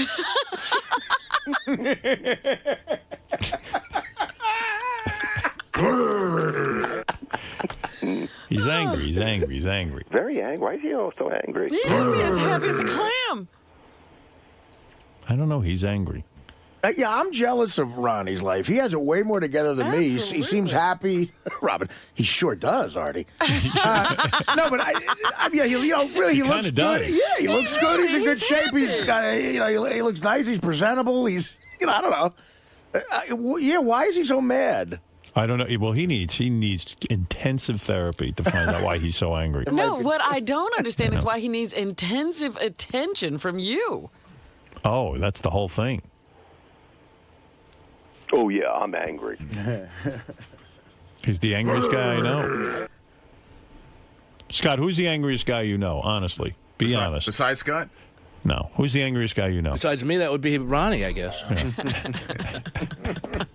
Why, was there something going on? I was working back. I wasn't listening. Hey, you were working. I'm glad to See, hear you that. guessed that, and you weren't even listening. No. You mean out of all the people that came to mind, Ronnie came to mind? Yeah, I mean, you know, he sits in my studio. He's just like a ball of anger every day. He just sits there. What is he angry about? I don't know. He shouldn't be angry. But what does he talk about? Like to me, every minute he's angry. He doesn't even like driving. Yeah, he I don't know what he doesn't like anything anymore.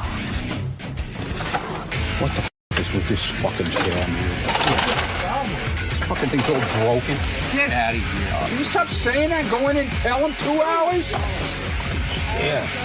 God damn it, man. Fucking broken chair. You thought you weren't going to get it back again. You're the angriest guy he knows. You want to start with me? Uh-oh. He asked me a question. I'm not starting. Yes, okay, I'm the angriest guy. There you are. All right, fine. You don't know you're angry? Whatever. See, you ask him a question, he's like, you want to start with me? Whatever. I mean, that's what you get. Yeah, put the spotlight on. I mean, I used to be angry like him, but I'm calm now. You're calm compared to him. That's right. Yeah. Scott has calmed down. You don't know you're angry? I'm like a Deepak Chopra. I know I'm angry, okay? I know it. Oh, my goodness. I know I'm angry. What are you angry about? You got a good life. That's me. Yeah, but what's wrong with you? Nothing. Why are you angry? Why do you go to therapy? I go to therapy. Oh, my goodness. I'm up. I go. Can you imagine the Not therapist? working. Ralph, he's still there. I can't believe it. See? Hello. If he barely goes to therapy. Really? What do you mean barely? I go every week. That's not enough. Well, I can't. For a guy with your level of anger. I can't go every day like you do. You should sell everything and I'm just go in there 5 days a week. I can't. Move in. You should move in with a therapist. I can't. Cut You down need a on the traveling therapist. Cut down on the gold bracelet. You should have a therapist in the What front gold seat. In the bracelet? limo. You sell that gold bracelet. One bracelet? I'm busting your balls. I know you're How busting my much is balls. that bracelet? Sell it and then go to your I don't therapist. know how much it is. Somebody gave it to me as a gift. All right. I mean, it's got to be $18 if it's a penny. Then I got Probably. to tell you, it's At fantastic, that gold bracelet. Thank you very I love much. it. Thank you. Tacky gold bracelet. Yeah, tacky, yes. Very tacky. Yeah. Oh, yeah, it's tacky. Yeah. Yeah. Natalie. Who the hell is Natalie anyway? Natalie's the lead singer of the Dixie Chicks. She's Okay, a so why is she fantastic picking on me? performer. What did I do to her? She actually just listened to you, Ronnie. And why is she picking on me? She observed. She's not picking on you. She observed that every. Why is she picking on me? Every time. What she- did I even do to every- her? What the hell did I do to her? Every time she hears you, you repeat everything. Okay. She noticed that. She's a fan. She's making an observation as a fan. See how right? you're she just paranoid? listens. She's just saying, hey, every time Fine. you talk to Ronnie, he repeats. You think that's picking on you. I'm sure she has issues with stuff we all do. Okay. Mm-hmm. All right. Can we drop this now? You're the angry. You hear what people are saying about you? You're the angriest guy they know. That's great. And I there's love a lot of angry people around here, I love including me, and you're the angriest. Scott knows You the love whole. that? That's nothing to be. And like Artie said, what are you so angry Doesn't about? bother me. I don't care. You got a great life. I don't care. And why are you trying to get out of driving Howard? Yeah, that I don't like because you know something. A lot I'm of not times trying to get out you would of be it. better. This guy don't Wait, work wait. on weekends. Forget about it. He's retired. And don't say you don't drive me because you. Well, you complained. He said you. Yesterday, all you did was complain. You so much. That Beth gets upset in the back seat, and we're Well, you're rolling all over the when car. I put up and the divider, you get upset. Why would you want to drive with me then? You're insane. He's telling you to drive better, not. I didn't say I don't want to drive with you. Hello. I said don't I've been drive crazy. This is how I've always driven, Don't hit dude. the brakes heavy. I don't You know what you're doing. You know I know what I'm doing. You're I know very what in I'm doing. control of the car. You know exactly when you're jolting me forward. I don't jolt I know you what forward. you're up Yeah, to. What? I do it on purpose? Yes, of course you do. Because you put the divider If up? you put, you know what? If you put your hero in there, NASCAR, you would drive on that pedal very lightly. Why would I do You're that? giving me the dig.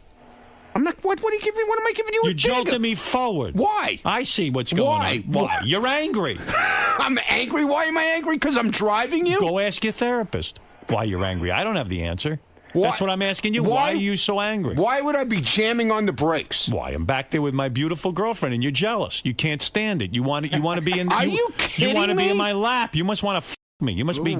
Are you really think that? I don't know. What's Every wrong time with we you? put up the divider and we're by ourselves, you jolt me around like the jelly. Like it's almost like what a little kid would do if mommy and daddy were making love.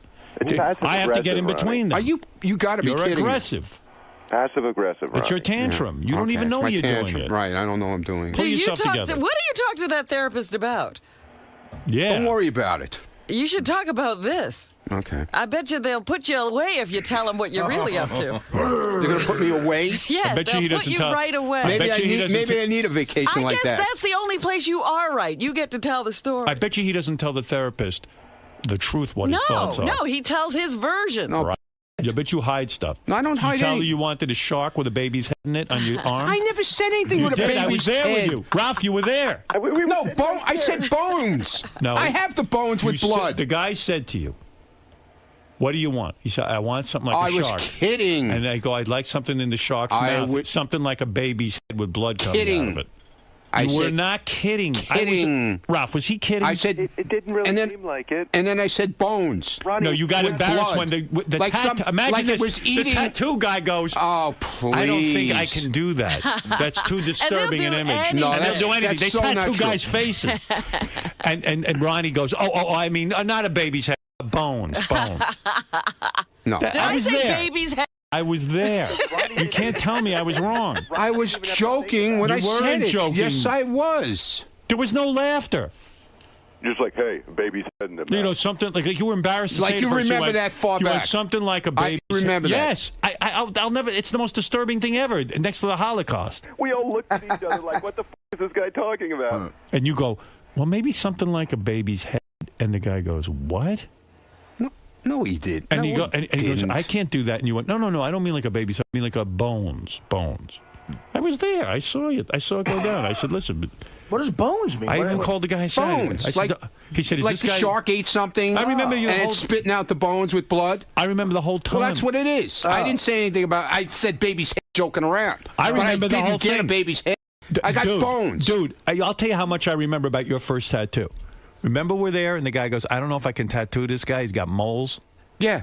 And then I said, can you turn the moles make it look like the beach, and there was rocks on the beach? Do you remember that? Oh, God. I was helping you out. You talk about Rocks having on your the back. beach. He Yeah, wasn't going to okay. give you the tattoo because you have too many moles. And I said, can't you work with the moles and make a beach he setting did do for that. the shark? He didn't make a beach And then setting. make the moles look like rocks on the beach? No.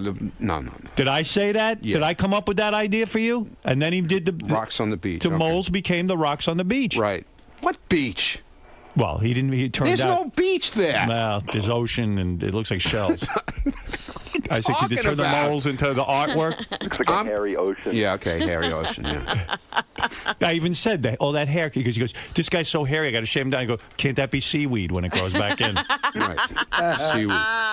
Yeah. Oh, yeah. Seaweed. Right. Yeah, seaweed. Right. No, it was. We said it could be a seaweed motif for the shark. Right. Whatever you say.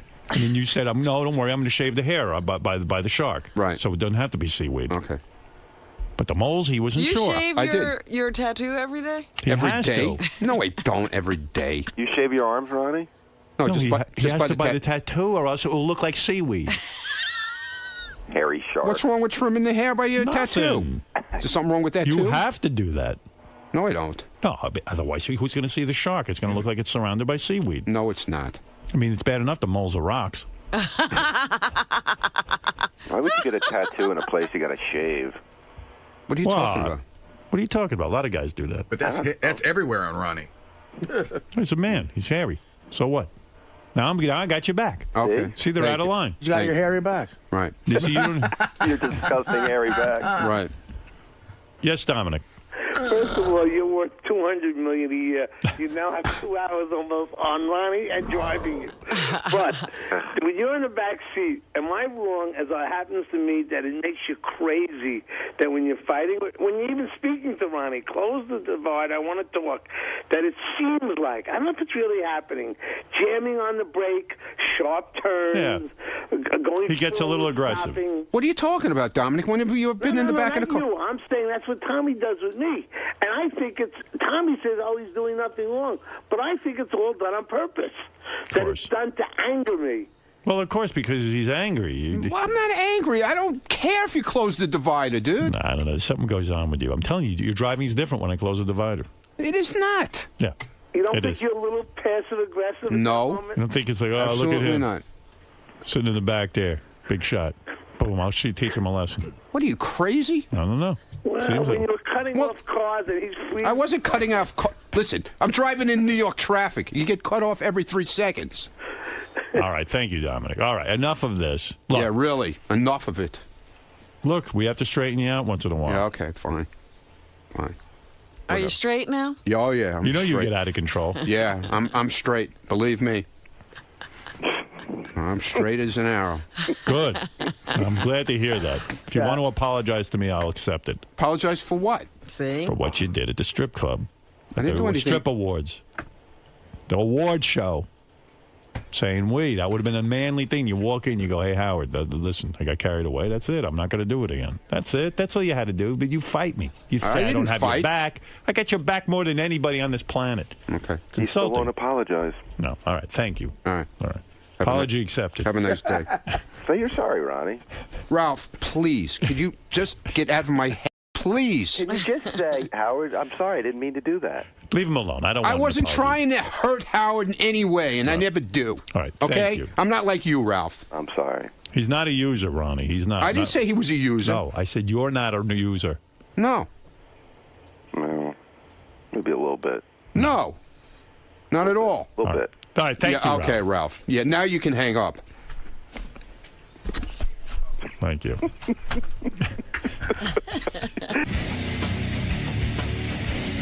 Ronnie, what's going on, man? I don't know, man. I don't Come know. on, talk to me for a second. I don't know what's going on anymore. Dude, it seems like you're slowly removing yourself from Howard. You're not driving him anymore. Is that... I drive him every day. So don't say I don't drive him anymore. Well, you're cutting back on it. Obviously, I bother him. Are you going to... I annoy him when I drive, obviously. So, what would you do? I guess I'd do the same thing. Okay. Anything else? You're officially the most angry person here at Sirius. No, he didn't say at Sirius. He said back here. Yeah, all right, back here. He didn't. Sirius is a big place. Yeah, but I think you're still like in the top 3 probably. Right. Whatever you say. You surpassed Scott the engineer. He was the angriest guy for years. Yeah, well, good for him. I don't really care. How's that? I don't like this. I wouldn't compare myself to Scott the engineer if he was the last person on Earth, because he has no personality. He hates everybody. He hates everything in the world. I don't. He hates his life. He hates everything. He hates his job. He hates everything. And you're clearly not like that. No. I love working up here. Obviously, he doesn't like me. Then be more He doesn't like be me more working. cheerful then. I don't like this new You hear me? angry. You. I don't like Exactly. this new angry Ronnie. I'm not angry. You're not pleasant to be around anymore. I'm not angry. You're not? No, not at all. I'm not angry. Then what would you call your current feelings? What are they? I don't care. Annoyed? I got guests. Are you annoyed or? I'm busy. You're just I got no- busy. I You're got too no more busy. time. Go sit with your boss in there, another bullshit artist. Doug Goodstein. Another piece of shit.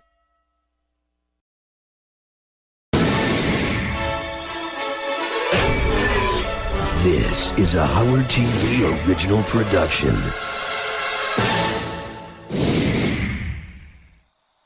Here's a taste of what you have to look forward to. On this episode of The Bonus Show, a talented, technically inclined rodent stops by.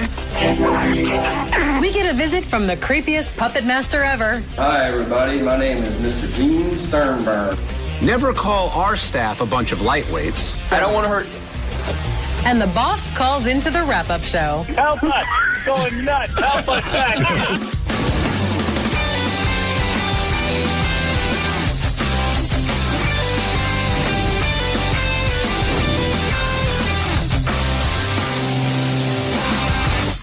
Hello, Stern fans, and welcome to The Bonus Show, a weekly update of all the great behind-the-scenes moments you can't see anywhere else. I'm John Hine. And I'm Rachel Fine. I will spare you any insults today, Rachel, and get right to the clips. Super. Let's hold a couple more seconds so the guys who started masturbating during your intro can finish before we cut to my single. Okay, and cut to me. Now, Ronnie Munn usually only pays attention to hot women and more preferably hot strippers. But we're going to add to this list today because apparently dudes with unusual facial hair also make this list. In this case, Howard TV's Chris Gagliardi. What's up? Hey, what's going on, Ronnie? Nothing. Dude, come on, what the fuck? I was bored. I don't know. No, that's like glued on, right? Oh, it's real. It looks good, doesn't it? Dude, it looks like a fucking, like a disguise. All you're missing is the fucking big nose and the glasses. It looks great. Come on, man. I get everybody with this. They love it. Ronnie, you You're using wax on that thing? Yeah, I got Or hairspray? No, wax. You ever have a stash like that? No. No fucking way, dude. You had a stash, though, right? I have one now. What the fuck is that? No, you have a beard. Yeah, but I had one, just a stash. Just a stash, Yeah, yeah. my driver's license picture just got that shit. Just I can see you rocking that. No, not that shit. No, I would I'm a never. sexy bitch. I would never do the handlebar thing. No way, man. To me, it looks fake. That's anybody I see with those. It looks like it's like glued on. I think Chris pulled off the mustache pretty well. Yeah, wasn't bad. I think you pull off your mustache pretty well too, Rach. Not as well as you pull off your unsightly back hair. Speaking of back hair, it's time for what could be John's hairy distant cousin to wow us with technology.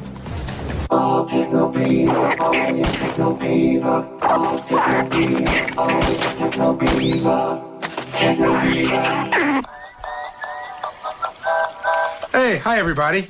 You're probably wondering what I have around my head here. I've got my Acoustic Research 2.1 wireless headphones. Now, why do I love wireless headphones? Well, when I'm at home at night, if I'm laying in bed and I'm watching TV and my wife's around, she says, turn it down, put the headphones on, boom, she doesn't hear any sound. Another great place I'd love to use the headphones is in the gym. Downstairs in my gym, I have a treadmill and I have an elliptical machine, and the TV's like 10 feet across the room. And sometimes when you're on the machine and it's making a lot of noise, you can't really crank the TV up that loud. So I put these headphones on and I work out with these things. They're great. They're really easy to use. They have a phenomenal sound. You take this little box right here, and this comes with a variety of cables that you can plug into the back of your TV. I use the RCA cables, but you can use a mini cable, whatever it takes. And this is a little transmitter right here. Once this thing's going, it transmits wirelessly to the headphones. They got a volume control on the side. And when you need to charge them, you put a cable right from here, and it goes right into the back of the transmitter, and that's how you charge it. And a charge lasts a really long time. They're good for up to 100 feet, so sometimes I get off the elliptical and I go get a drink of water. I'm still listening to what's going on. Sometimes I get out of bed, I go to the bathroom, come back, and I haven't missed a bit of TV. I think these things sound phenomenal. I highly recommend them. Acoustic Research 2.1 wireless headphones. What are you doing? Nothing. What are you doing? I like turtles. What is that? Mind your own business. What's that picture? Some turtles. You're a beaver, moron. I know, I'm You building can't hook up with a turtle. That's gross. I'm hanging out with a beaver, ain't I? I can hang out with a turtle. Fuck you. Fuck you, too.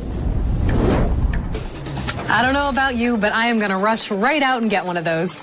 Thanks, Techno Beaver.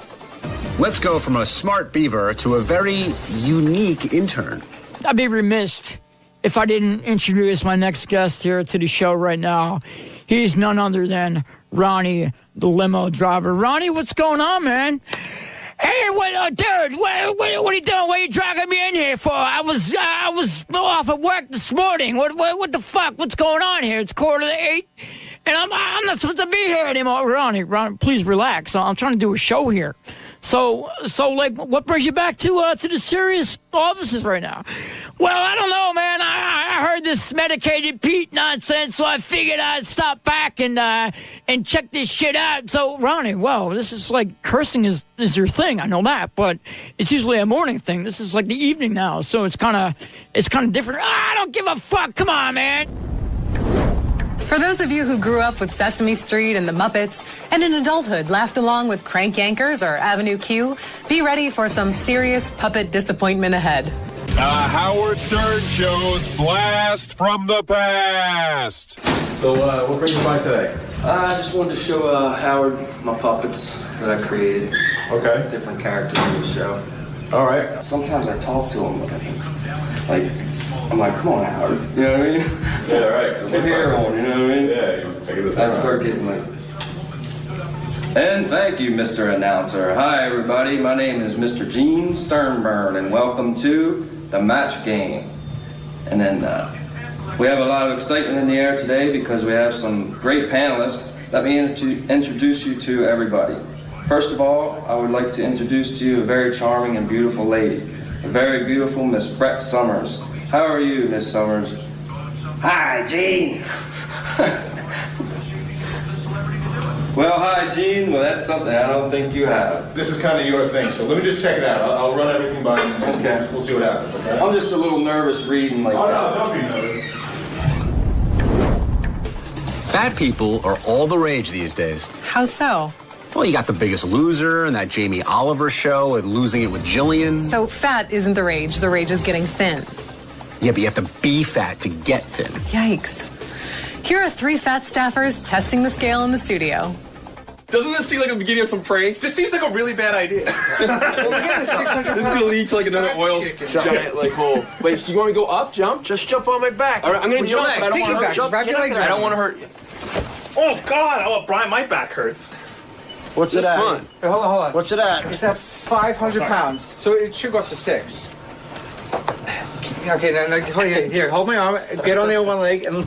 Wait, but if he's holding, oh, well, All right, hold you on. don't need to act. 507. Wait, it broke 600. Good. Let him down. Oh, it followed through. Let him down. He got it to 640. 640? Yeah, good. So we're good. Fun, man. That's like one of the most fun things I've ever done. I'm glad you got it, man. We got it. Are you good? Good job. Yeah, fine. Hey, Brian Phelan, robotic camera operator extraordinaire. Yeah, John. You trying to lose weight? Not really, John. Okay, that backfired. That was good improv. Almost as good as the improv skills you display on the wrap-up show.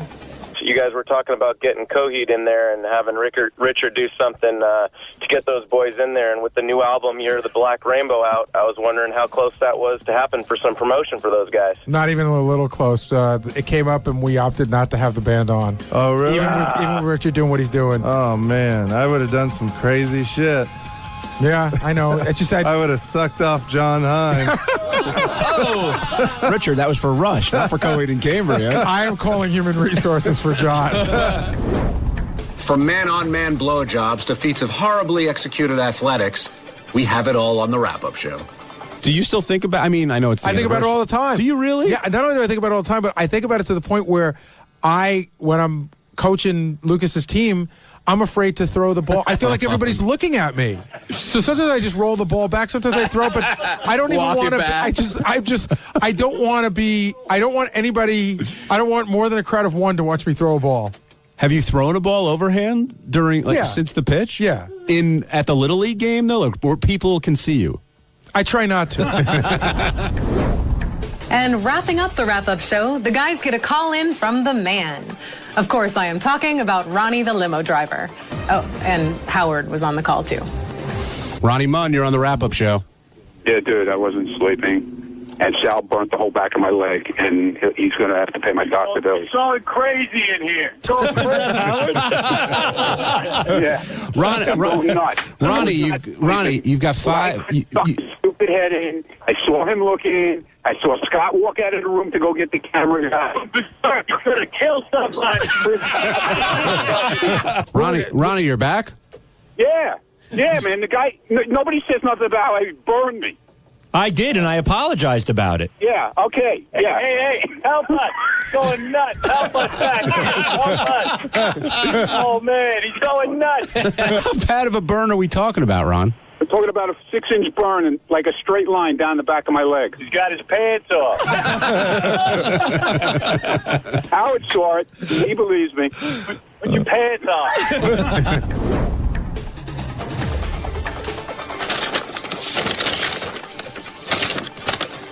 Rachel, as I write this, I am vigorously clenching my cheeks together as I desperately have to drop a deuce. I went to a Mexican buffet last night and haven't been right since. Please close out the show without me and remember to mention me in your sign-off. I'm Rachel Fine. Thanks for watching. See you next week. Gary, is the shoot as fun as it was the first time you did? Oh, it was even more because now I got Sal and Scott, so it's just nothing but a party. Yeah, but I didn't tell you off for sleeping. That wasn't a fight. That's a fight. Okay, no. Go ahead. That wasn't even a disagreement. I know. Listen to the Steve Ward call. That's a fight. You sound like my wife. Scott, I'm sorry. I was busy getting yelled at by Gary. Can you tell me again what's it? Is there any part here that's like pissed and Scott? Oh, so he needs to skew camera left? You're just ready to do your thing. No. Yeah. Thanks, buddy.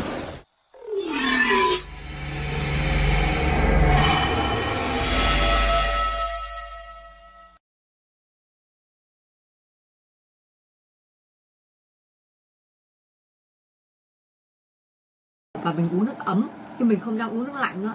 Uống nước lạnh nó cũng gây ảnh hưởng mà. Đây mình uống nước ấm một ngày mình uống tới 2,5 lít nước ấm. Đi vệ sinh đào thải liên tục. Thật ra không phải là mình uống liên tục nước mà cứ tầm 10 phút là bắt đầu, 5 phút là mình sẽ uống một ngụm. 5 phút hoặc 10 phút là mình sẽ uống một ngụm để cho nước nó thấm từ từ các bạn ạ. Chứ đó không phải mình uống ào ào một lúc khi mà mình khát á, thì nó đi vệ sinh ra rồi thì nó cũng không còn gì trong cơ thể mình cả, nó cũng không đào thải kịp được. Đấy, sau khi mà xuất viện về thì mình có tìm hiểu về cái hộp mắt gan này của hãng Liver Forter. Đó, đây là cái hộp mà mình đang sử dụng đến hộp thứ 5. Mình đang sử dụng hộp này, mình sợ lắm. Đó, mình đọc cho các bạn nghe. Đây là cái bao bì này, cái này là của nhà phân phối Nhất Lộc, có chứng nhận ISO 22000-2018. Đấy. Đó. Bao bì rất là đẹp nhá. Ở đây là có thành phần này. Đây là thành phần.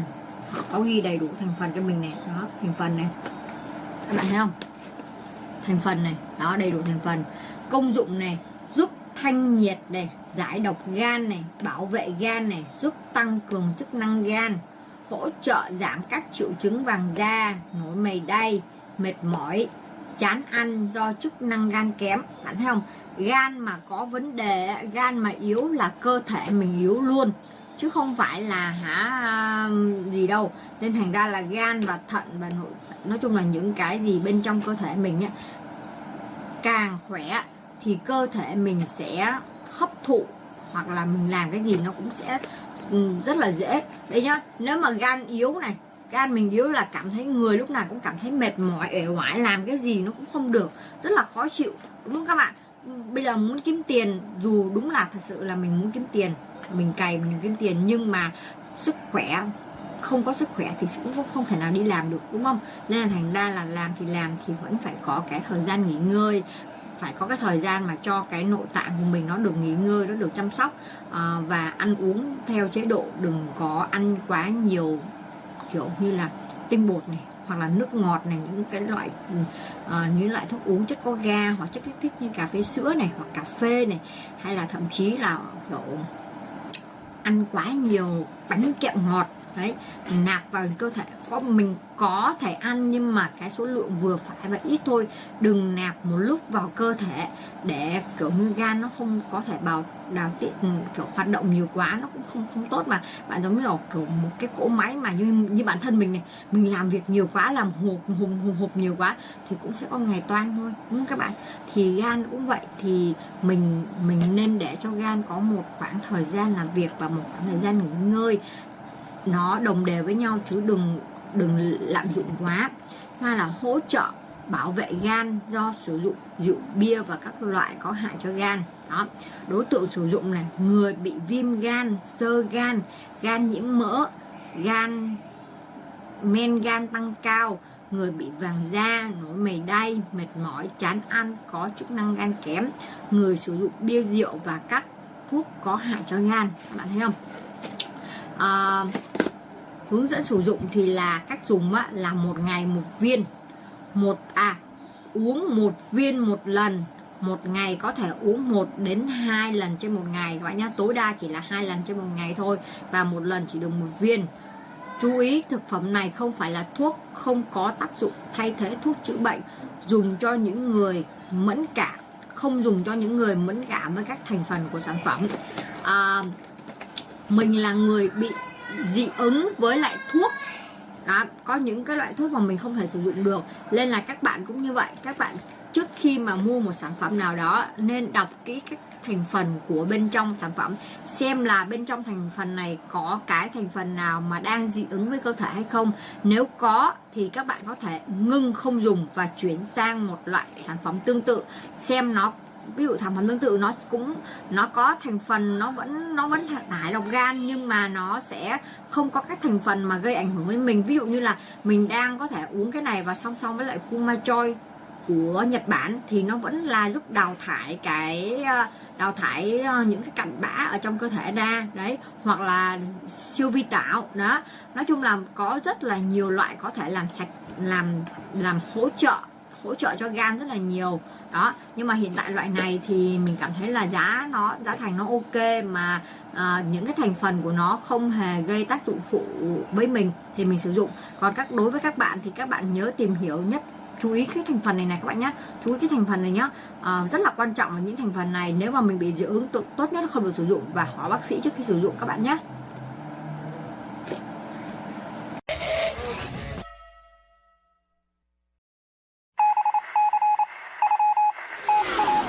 You're watching Howard TV's HD Clip of the Week.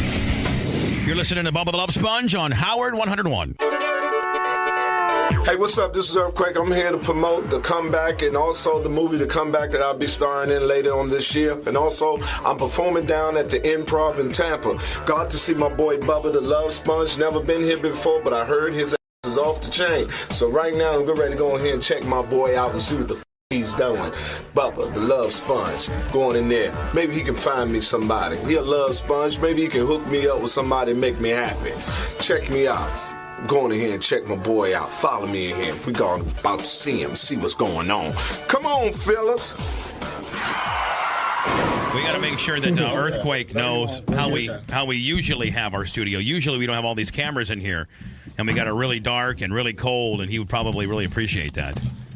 Earthquake, how are you, buddy? I am blessed, man, trying to get these goddamn headphones working. Yeah, unlike you know, this is like Howard. You can be as dirty as you want, Earthquake. Well, you know. Thank you very much. Shit. How was your flight, man? You came in from where? Yeah, I came in from Shreveport. I was doing a movie down there with Ice Cube, man, and Fred Durst is the director, and we having a good time. Fred Durst is the director? Yeah, man. The guy from Limp Bizkit? The guy from Limp Bizkit? Yeah, from Limp Bizkit. He's directing the movie. Boy, I was wondering what the hell happened to him. Yeah, he's a great director, man. So you can be an angry white guy and be mad and make a lot of money on the record deal and also direct movies with some cool black brothers? Yeah, man. Ain't this a great Dude, I gotta know, as far as Ice Cube goes, I mean, dude, guy goes back to NWA and all that stuff, and then he started doing, like, family movies and little shit like that. But does he feel, like, is he losing his street credit in the black community, or is he still on top of his game? No, he got, like, 2 big bouncers that kill everybody in this and all of them. That's street cred right there, baby, right? You can tell them how many brothers you got on payroll, street cred, right? Yeah, he got, and them motherfuckers just got out. Yeah. So, he ain't got no problem. Now, in the street community, based on how many guys you got on payroll, how big they are, how bad they are, if they just got out, does that add street cred? Hell yeah. But shit, I don't know who want to stay. Listen, let me just tell you this shit. Anybody that's in the ghetto that want to stay in the ghetto is a fucking fool. We didn't stay there because we wanted to. We couldn't afford to move nowhere else. I'm with you. I like the hills. I like my refrigerator being full with shit. You look down on the ghetto you now. You understand? No, I don't look down on it. What I say is, God, look up. You don't want to be there. When we lived there, I'm from Southeast D.C. Everybody talk about everybody having fucking money and you seeing people with money. You never went through the kind of shit that you went through when you in D.C. because I was broke, and I used to drive by the building, the Treasury Department, where they made the shit. Now, that's torture. How's Baltimore? In that building, they got all the motherfucking money. They're making motherfucking money. Tearing it up when one word ain't right. That's the kind of shit. You ever pass by Baltimore? You partied in Baltimore. How's Baltimore? Baltimore is hell. Be on. Baltimore is hell. Is it a town? It's got the best crabs, but other than that, the motherfucker's fucked up. I'm serious. I mean, I love Baltimore. It's cool, don't get me wrong, but it's fucked up. Have you ever seen The Wire? How close is that to reality? That's the truth. I'm serious. That was my high school. I used to get high with my teacher, and the motherfucker still didn't pass me. Yeah, you probably bought the weed. I bought the weed. He hit the weed and still give me an F. So if he anywhere, you ain't shit. you're back to Louisiana on Sunday for a Monday shoot in the boys. Yeah, we got to get back on that set. I love doing movies now. This is my first movie. This is your first? Yeah, of extended. You know, I did episodic, so just a day shoots of You were one in Clerks movie. 2 So as Clerks well. 2, Yeah. and it was one day. You never learn what it is to make a movie with one day. Now, for a one-day you get a trail and you get the whole deal, or they just roll in and go, all right, man, you sit here, we'll do your scene, and then you're fucking out of here. Yeah, you out of there. You don't get no trailer. Now, how about on the movie, on the one you're on now? You got a trailer, everything? Yeah, you got the trailer up there for 7 weeks. So now you're pimping. You got any slots? No, I can't get no. I'm telling you, What man. the make earthquake? Man, Don't I be can't pick a bullshitting bitch it. up to save my life. I'm telling you, I pick them wrong. Well, you pick them wrong, but you still can get them. You got money? You see our wives hanging out there? I seen you had a nice little white one out there. Yeah, That was his wife. Earthquake was checking out Heather's ass. I saw him. Yeah. You see my wife's titties, man. That was your wife right Yeah, there. yeah. You got a good one. You can pick them. Yeah. For a fat motherfucker like me, I am. You give me dream. I'm like Martin Luther King. I'm dreaming. Now, you're going through a nasty divorce right now, aren't you? Yeah, it's almost over, but the motherfucker won't quit. You know, she keep doing shit. What is she trying to take from you? I mean, Everything. What the fuck? Everything. When you ain't got nothing, See that necklace? The bitch wants it. Yeah, she want that. She took my MySpace page. I'm down to 2 friends. I just took all my friends. What kind of bullshit is that? Now it's her space. Yeah. Thank you very much. Ain't that some My shit? ex's space is what it is. Yeah, it's X space. Now, you guys got any kids? Yeah, we got a son, and she holding that motherfucker like ransom. I got to negotiate his release. She's like the Taliban. She'll be sending tapes over him. And How old is your boy? He's 5. He'll be 6 on June the 4th. So he don't even know what's going on, does I mean, he? Yeah, he knows, but he knows his father loves him. You talk about the dirty divorce, but is it really, honestly, God, that bad? Yes, it that is. bad. It's that bad. Oh, Spice, I'll tell you, it's the fucking worst shit you ever go through in your It's entire the life. worst shit. I mean, I don't know who passed these It's extortion. rules. It's modern day extortion. It's extortion. But at the same time, you got to know that, okay, well, look, this obviously didn't work out with, so you're able to move on. So you can't move on. So you can get some other if you want no, now. you can't move on because this person keep you in litigation. No. I mean in the sense of you going to get some other ass. No, but what you want another ass if you got to sit there and you can't move on? If you keep going into this part of your life, you can't move on. Everybody want closure. I mean, this is the problem. I don't understand what this shit is. Okay, just for sake of the argument, I'm not that man you dream I'm supposed to be. Do I supposed to compensate you for not being this much? I don't supposed to pay you for that. We only been together for 3 years. What the fuck is this? I have been in court for getting a divorce for the last 5 years. Are you kicking yourself in the ass that you even married her to begin with? Nah, because she gave me my son. For that, it's worth it. She but, good, you know, good at. Good at. Oh, she good in Nah, bed? the pussy wasn't that great. I mean, I had better pussy, but it was I the most loved expensive her. pussy you ever had in your life, wasn't it? No, it wasn't the best. No, Just, you most know, she had expensive. my kid. I mean, Yes, after it it's is. all said and done. Oh, it's the most That's $1 million expensive. pussy. Oh, yeah, I'm close to $1 million. Oh, man. Close to $1 million. I feel for And you know you, what? man. The only people getting rich, Earthquake, are the Other fucking- Lord. Oh, yeah. Yeah, but she don't care. It's just like It's not her money. It's not her money, and then like any corporation, you know what I mean. Long as I keep you in court and keep you in litigation, Churning you out. Keep churning it. turning it and turning. If she ain't got to pay for it, and I don't know what the they think that women don't lie. You a woman go into a courtroom, and I'm not saying all women, but they just believe anything that come out they mouth is gold.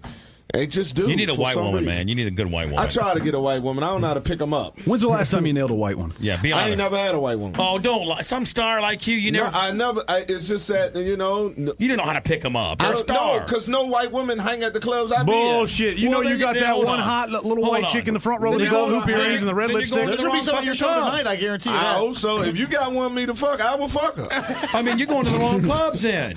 Hey, look, you can. You're a big time star. I understand. You can only hunt in the environment that you're in. I'm telling you, I have not had one of them. Believe me, me One and of my them. boys will take them. Shit. Now, how about Well, your they'll be at the boys? show tonight. How about your boys? Oh, yeah, my boys fuck everything. Who are they? That's Yeah, Darius right there, and the other one in there. Give him the microphone. Let me talk. Come on over here, Darius. Yeah, give Red and Darius. yellow. Give Darius the microphone here now. Look at now. Hold on, Earthquake. You're gonna try to tell me that smooth brother ain't getting some white pussy? I'll call you a liar. No, I'm saying he is. I'm saying Quake ain't had no. He'll tell you he ain't never seen me with no white woman. Tell him. No. I can say that. I'm talking about you. When's the last time you screwed a white woman? And don't lie. Shoot. I was in college. How long ago was that? About 6 years ago. Kind of a more polished looking Ronde Barber, don't you think?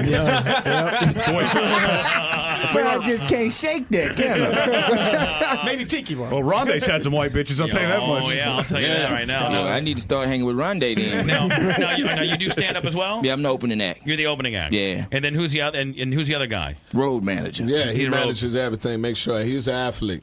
Yeah. You know he had white women. Right. As soon as they show they have Affleck in the beard. Now, you being the opening act, you can't get the star of the show, so white pussy? We're working on that tonight. Tampa, that will be the town. You're going to be down in Ybor City. There's some bitches down Honestly, there. God, if you had a hot white bitch. Earthquake's, he's afraid of that shit. Let's say you had a hot white bitch, no Yeah. strings attached. Yeah. Wanting to give you some doggy. Or just wanted to give you head. That way you had no chance of getting her pregnant, none of the same situation. Yeah. Just wanted to blow you. Would you actually do it? Earthquake, don't lie. What part of this shit y'all not getting? Hell yeah. I would fuck the shit out of it. It's not Earthquake. that, it's not because I don't want to. What if certain people just ain't got that gift for gab? Hold on. You get up on stage for an hour, Exactly. right off Yes. the fucking cup, improv, motherfucker. Yes. Impromptu. You're Yes. an actor, and you don't got. You should be able to step off that stage, look at a white bitch, and just be like, me. Yeah. And that should be it. Yes, And but you it lock don't up. happen. You lock Listen, up. It's certain men that don't have that qualification. I'm one of them, motherfuckers. Why is it shocking? Wait till this movie with Ice Cube. Wait till this movie with Ice Cube. Shit. Wait till this movie I with like Ice I'm Cube. turning them down and shit. No, please, beautiful white women. Don't No, I'm scared. I just can't. Yeah, no. So what if, Just like, don't happen. what am I like with my wife? What if my wife was not that she's going to be there, but like a woman that looks like my wife, and she's like, not that she's going to be at the club. Earthquake, hey, I'm a Fuck big. this shit. It'll be the best 2 minutes of her life. I'm telling you, man. I'm with it. No, you got the average, black guy, a big kind of deal? It all depends on the competition. Well, Like, I mean, my perform according to the competition. have you seen your boys here? I mean, you Of guys, course they have. You guys probably my compare. God, man, them motherfuckers right there, boy. Them motherfuckers don't play. Them They got big. I don't know how big is, but they don't play. What's that mean, Earthquake? Women go crazy over there. So they're getting Now, some out of puss. these two, which one gets more pussy? Oh, he's married. It's that one right there. Get more pussy. Kiki. You tell him Kiki Barber. Kiki Barber gets He it. walk around with a helmet. He's got red. He's got red. Yeah. Now, what's the athlete's name? What's his name? His name Kiwi. Go ahead, man. How y'all doing today? Kiwi, man? can we can't even see your. You look at the Unabomber, the black Unabomber. Now, how I supposed to come back off that? I mean, you're the there we go. Where were you an athlete? Where were you an athlete at? Baltimore, New England. Really? Really? Football, Yeah. baseball? Both. Really? Yeah. College, pro? Pro. Really? What you Where'd you play college ball? He didn't. You walked on and became pro in I got both drafted sports. out of high school. Nice. What do you play for the Orioles? Yeah. Really? And then the New England Patriots? Yeah. I never know. I hold on now. I'm calling shenanigans on that. Go ahead, check it out. Really? God damn it. You don't come in here live. I can't get a white woman and he play pro ball. You just watched Howard TV's HD Clip of the Week.